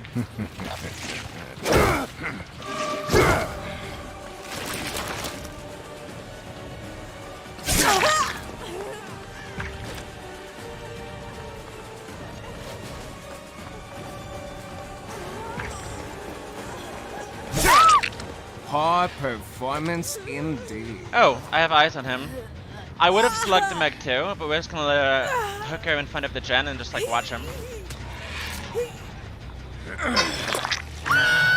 is fine. Oh, it dropped.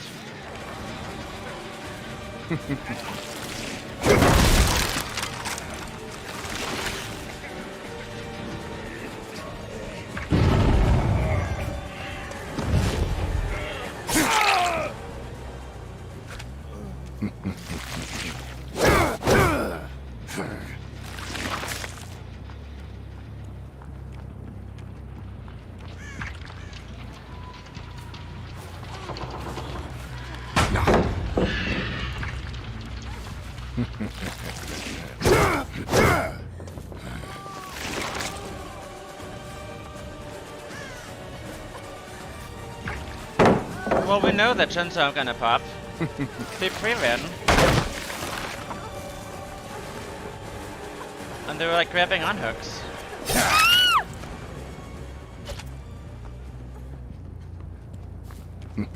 They also took time to spray.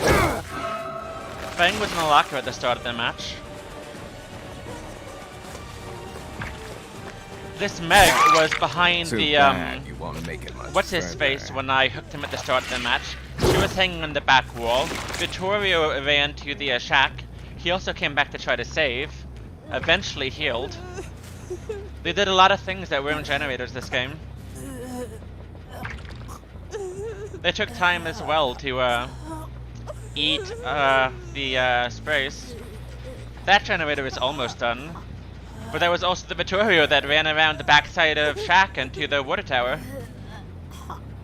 So he was a wall licker, and he went around the entirety of the circumference of the map. He came back to main building. He ran up the stairs. They wasted a lot of time. Death Be Swift is the Vittorio.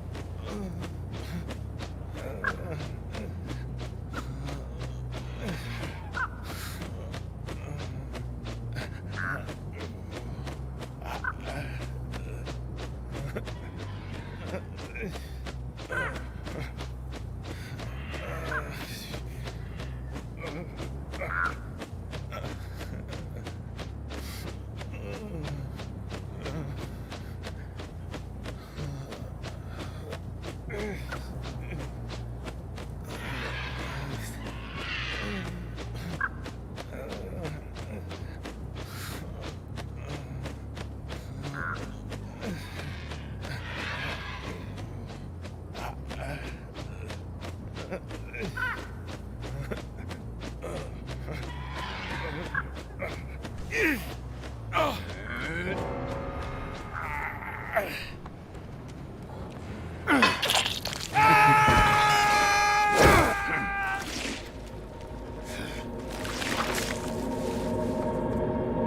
all of the old maps, by the way, when hatch spawns in shack, it's gonna be outside of the windowless wall. That's outside of the wall opposite the window.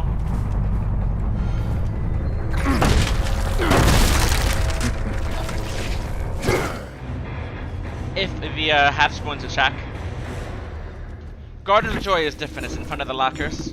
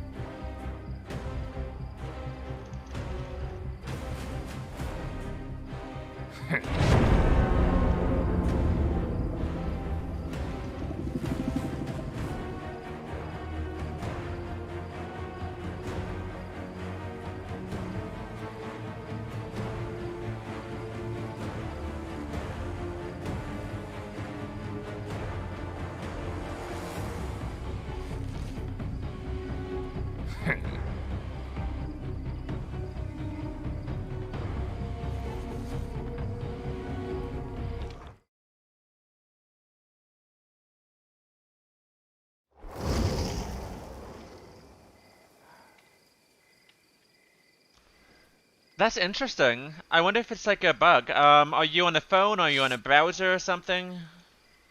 What are you using to use YouTube?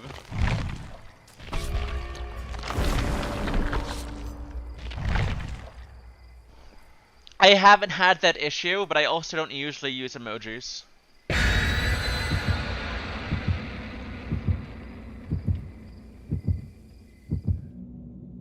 You too, I'll see you around. And great luck in your games.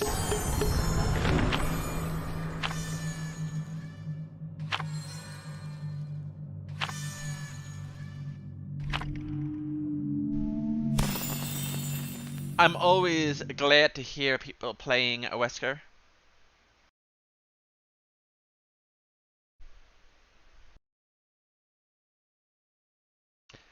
I think he is currently the best designed and under reasonable expectations, like if you're not going against like anything too crazy as Survivor side, I think that it's probably the most well-designed killer in the game and the most reasonable.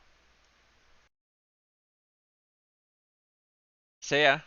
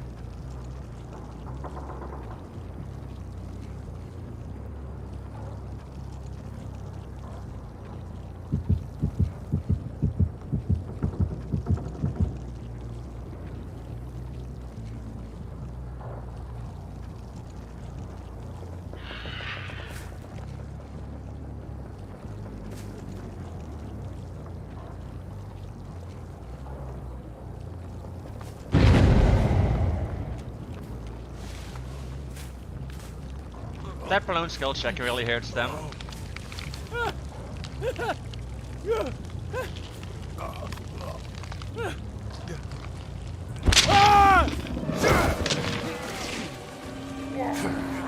It's 10%.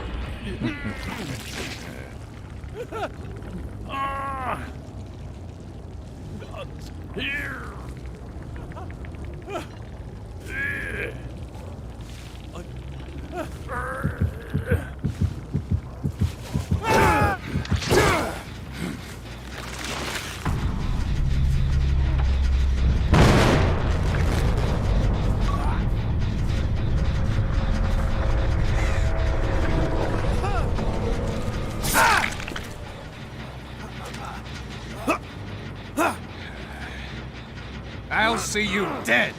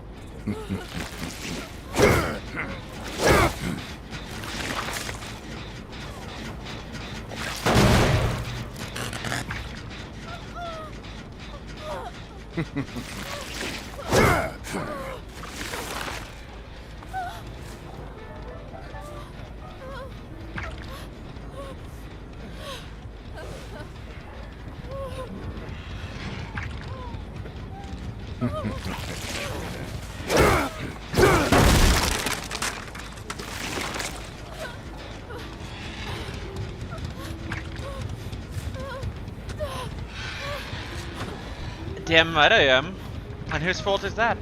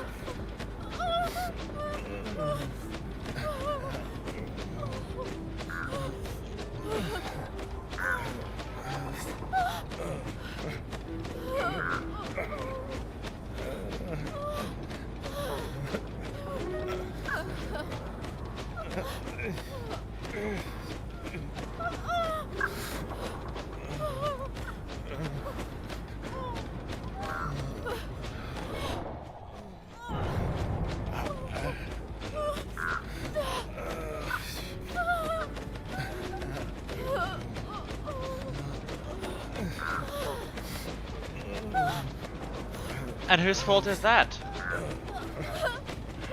These survivors played it in a way that is weak to face camping. Like, they were really asking for it. Of course they're gonna get camped, and of course they're going to lose. Anyone could have seen that coming. I only face camp if the survivors make it good. If a team is smart, if they split up and they do generators efficiently, and if they don't give me the information and the early downs I need to make a face camping attractive, then no, I don't. Against really good teams, I don't even really hook people too much. I mostly just slug them to death.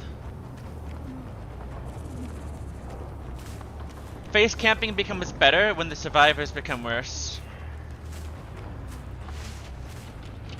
I will say it's a little bit more common now to be in situations where you do want to face camp, because we are running Deadlock and No Way Out. But in the earlier meta with Overbrine and Eruption, it almost never happened. It was a 4-man slug every game. I'm mean, the killer can do what they want, but face camping is only good if the survivors play in too low of a tempo. Like, in this game, we have an early down and we have somebody jacking off next to the hook. I face camped my first down to death because Detective Tap made it good. Detective Tap, the Ziggy Zoom Zap player, showed me that a second person wasn't on gens, and I didn't need to go anywhere and create any more pressure. I just knew I'd win if I stayed at the hook. He made the decision making, which is normally the hard part of playing killer, really, really easy, and he got the first person killed. And then he went down instantly and gave me a second person to face camp because 2 people aren't doing the gens. Actually, with the proximity camping thing where you can unhook yourself on the first to second stage, that wouldn't have helped you this game. I still would have been able to camp. That wouldn't be enough.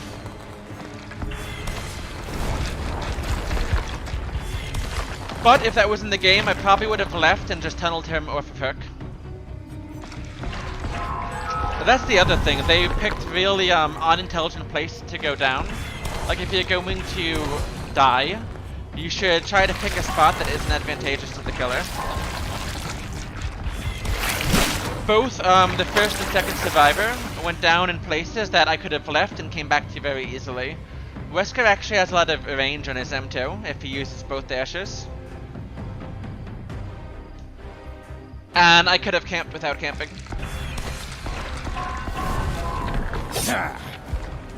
Hopefully the next team does better.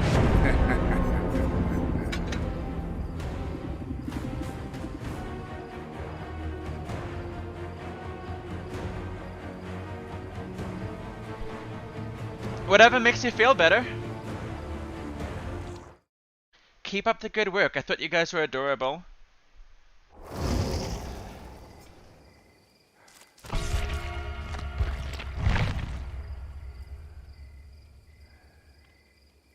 Sticks and stones, right?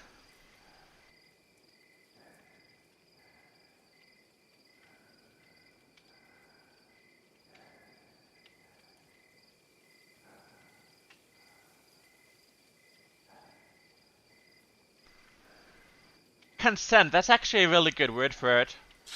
I would say that the survivors consented for me playing very slow and camping people out.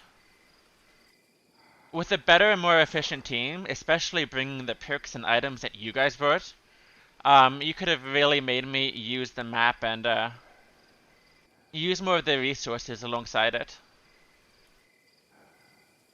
If the killer has to go for more chases because you're doing a good job of putting the killer under pressure, you have a better chance of making me use more of the pallets in the windows, and you can create time and opportunities. That was a game that the survivors made easier than it had to be. And mind you, that's not exactly my favorite thing. I like a hard game.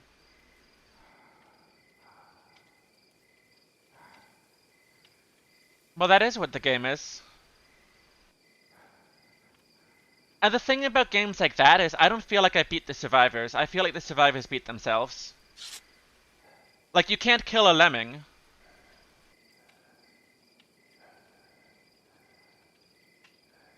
You can definitely do well in solo queue. You can metagame the decision making that you would have used comms for. Granted, it takes like a little bit of skill and experience to do that, but even 4 solo queue survivors can do quite well. And when I do play solo queue, when I play survivor, I prefer to play solo queue because it's more challenging and it's more interesting. I face camp because the survivors made that good. I face camp reactively, it's just like I slug reactively or I tunnel reactively. You use the right tool for the job. And that was just a massive mismatch. The survivors kind of screwed up and wondered why they died. That wasn't the win con though. Like what, am I supposed to like run around from generator to generator? No, I'm just creating pressure. And I'm converting whatever the survivors give me. And you don't want the conversion to involve either face camping or proxy camping. You want to put me under more pressure so I can't play that way. Because that deflates the whole game. It makes it very simple, it makes it very A-B, and you're just playing out a losing position. You picked a fight you couldn't win. And if you were a little bit more efficient and if you made better decisions, I wouldn't have camped. I wouldn't have had time. Usually when I do camp, it's after slugging somebody first. And I'll have it down and I'll have a hook and I'll be able to convert that. And at least then there's more moving parts. But you guys did like the worst thing you could possibly do and you made it much easier and it was a little bit flat. It was a little bit boring. It was like soda that lost its fizz. Hopefully the next team's smarter and plays better.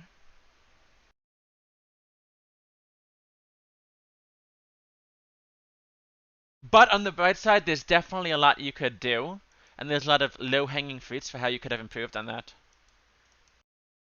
And hopefully the next time we get a better game.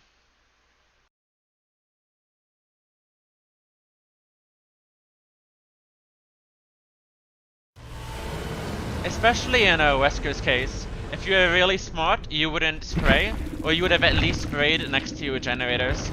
You gave me a lot of information I didn't have to have. A lot of the time, even when I do camp somebody, I only camp them the second stage. And then I try to tunnel them off a hook and kill them afterwards. It's very rare for me to have the luxury, the extra time, the space, and just like the pure dominance needed to just stand there and not need to do anything. That was like real worst case scenario doomsday DVD for the survivors. And almost everything that could go wrong, it did go wrong.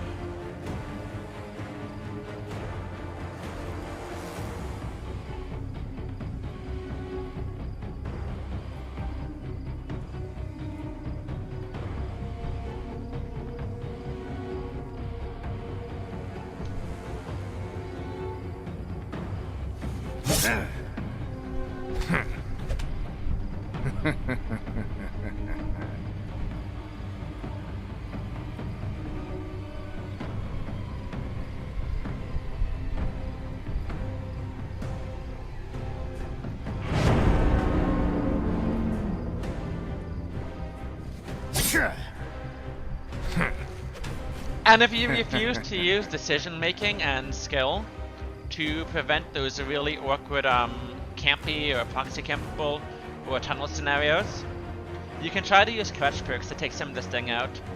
A styptic agent and a W key can buy you a lot of space to use a resource and make the chase last longer. Perks like Deliverance, Camaraderie, Reassurance, or off the record Adrenaline, there's a lot of anti-tunnel in the game. You can use Exhaustion perks. You can have somebody else soak aggro, you can be a mercenary generators and then work aggressively on generators after I check and stuff. You can try to minimize interaction, and you can give more points of failure, more opportunities for the killer to screw up, and no longer be able to afford that. There's so much you can do. But at the same time, I wouldn't worry about that too much, because you've got bigger fish to fry. You can work on that later. There's still earlier, more accessible, lower hanging fruits for you to work on.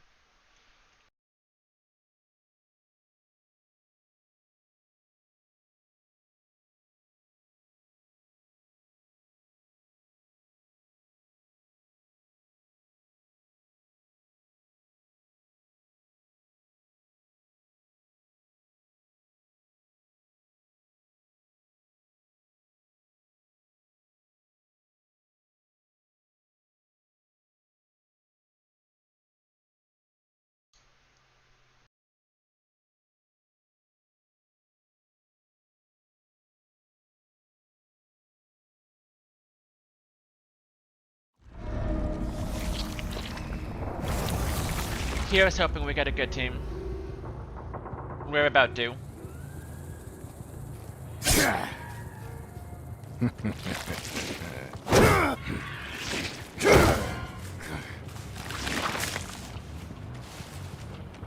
Ah.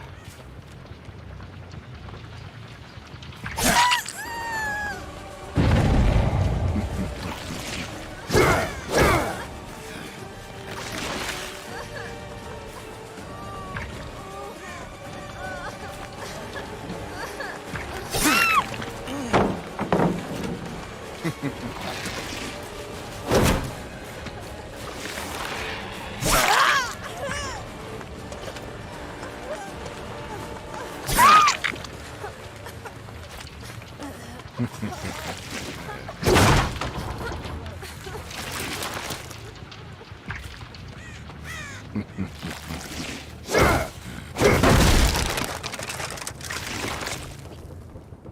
the way, that's another example where I have it down and I have the option of a hook. I could entirely camp that as well.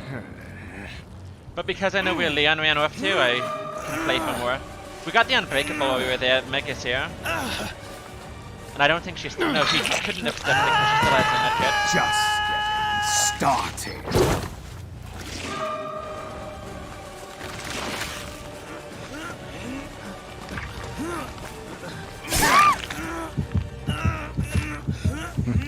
Sweet. This game is also kind of over.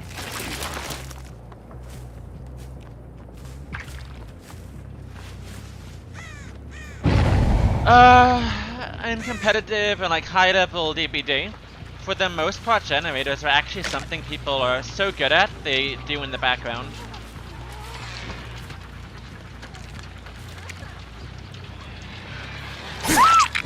Poor performance. And the game is actually about preventing or playing against the killer snowball. It's about splitting up, it's about anti-tunnel, it's about recoveries, it's about planning efficient resets and getting value from all the perks that you use to help you do it. And even if getting snowballed on and getting kind of crapped on is frustrating now, later on, the killer trying to do these things is going to be like a little bit of a requirement for you to have fun. Half the fun in Dead by Daylight is interacting with or preventing the killer from interacting with you. Like the different tactical and strategical battles you have are really interesting stuff. It's gold.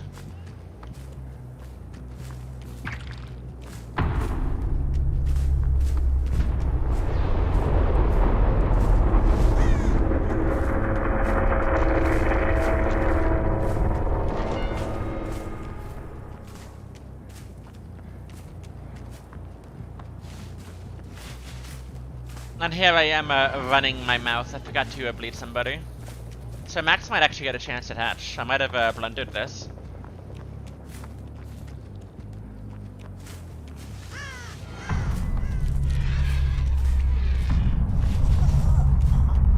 Nope, unlucky.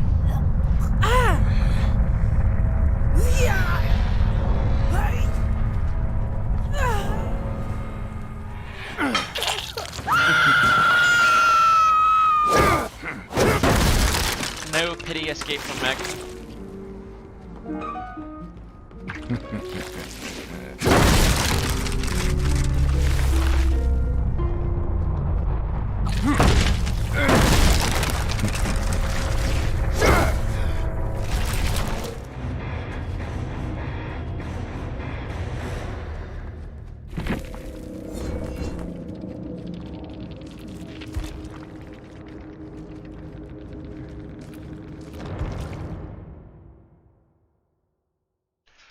I'll be right back between games.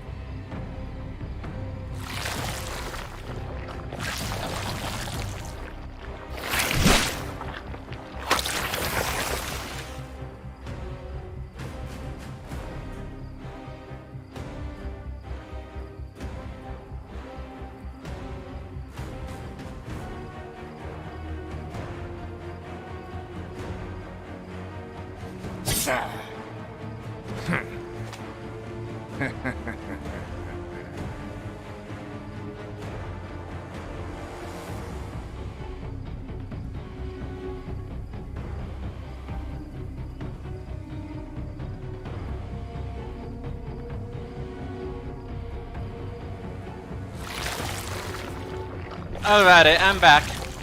Oh hey dude, thanks for the game. Good game, well played. I hope you had fun.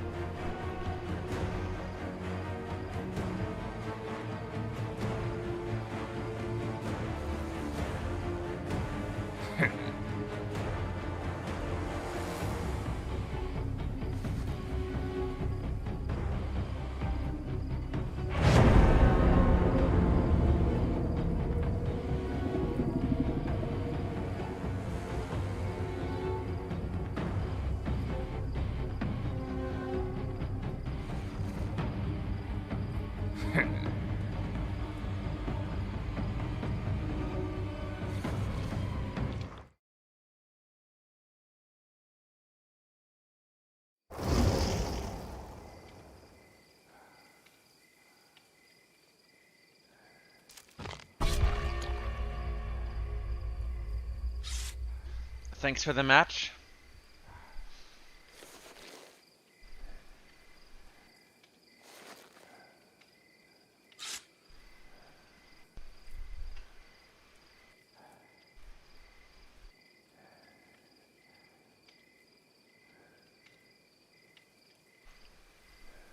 Right now there's a blood point incentive for killers to queue up. is plus 100%, implying there aren't enough killers. And when there aren't enough on one side of the aisle, it's more likely that the seeks get a little bit wider. Matchmaking in Dead by Daylight isn't very good to begin with. But because there's a shortage of players right now and the event might have something to do with that, it's even more generous than it usually is. And so a lot of the games will be kind of write-offs before they start.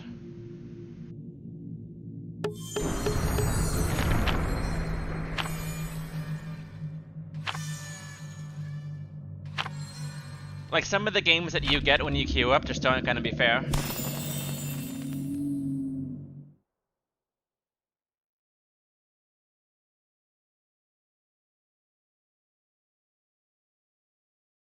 I hope you had fun. Go next.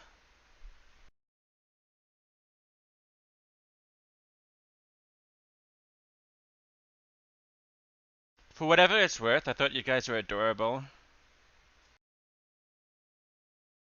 I hope you enjoyed the event.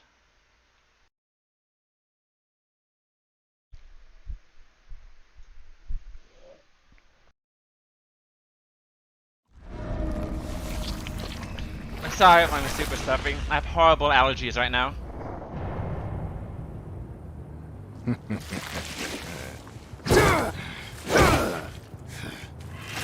So if I can't talk, that's why.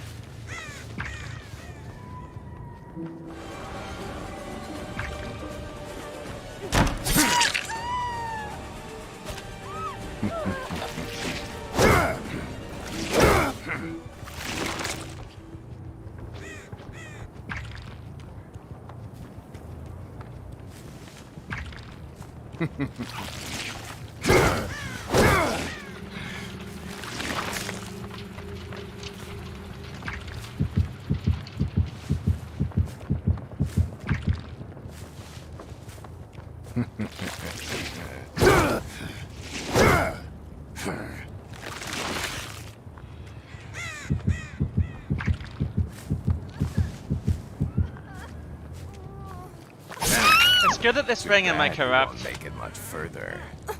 Well, good for me. It's really awful for them. Actually, no, I'm actually going to help you here. One second thought. In context, it's actually not as bad as it usually would be. Because we heard somebody on this already.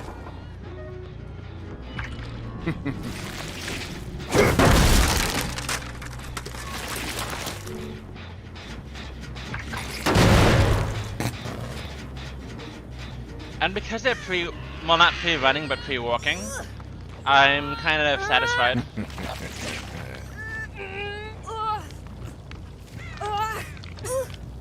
I can work with this. Like, it's campable because it's the second person not on gens. And we know Kate was slow too because she's sprayed and corrupt.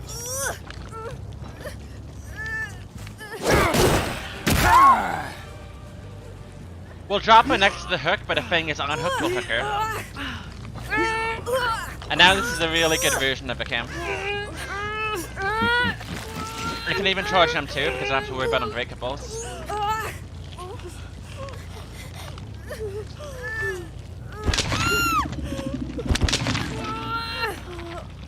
And I said that Kate was slow because she sprayed and corrupt. Kate is here. Like, it doesn't get worse than this.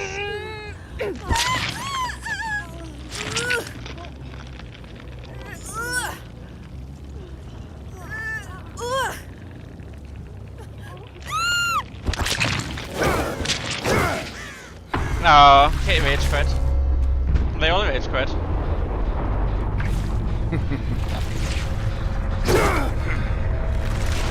That's a shame. They should have had Jane rage quit first, and maybe Kate gets lucky and gets a chance at hatch. It could happen.